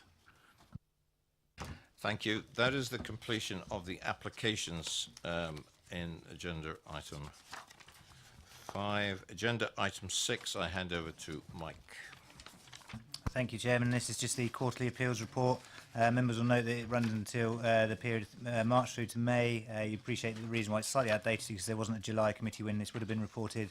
There's no specific appeals to bring to members' attention unless there are any queries. The report is otherwise for noting. Members, any comments? Agenda item 6? No. Thank you. That closes the meeting for this evening. Thank you very much. And we made it before 10 o'clock. And I think I lost a bet.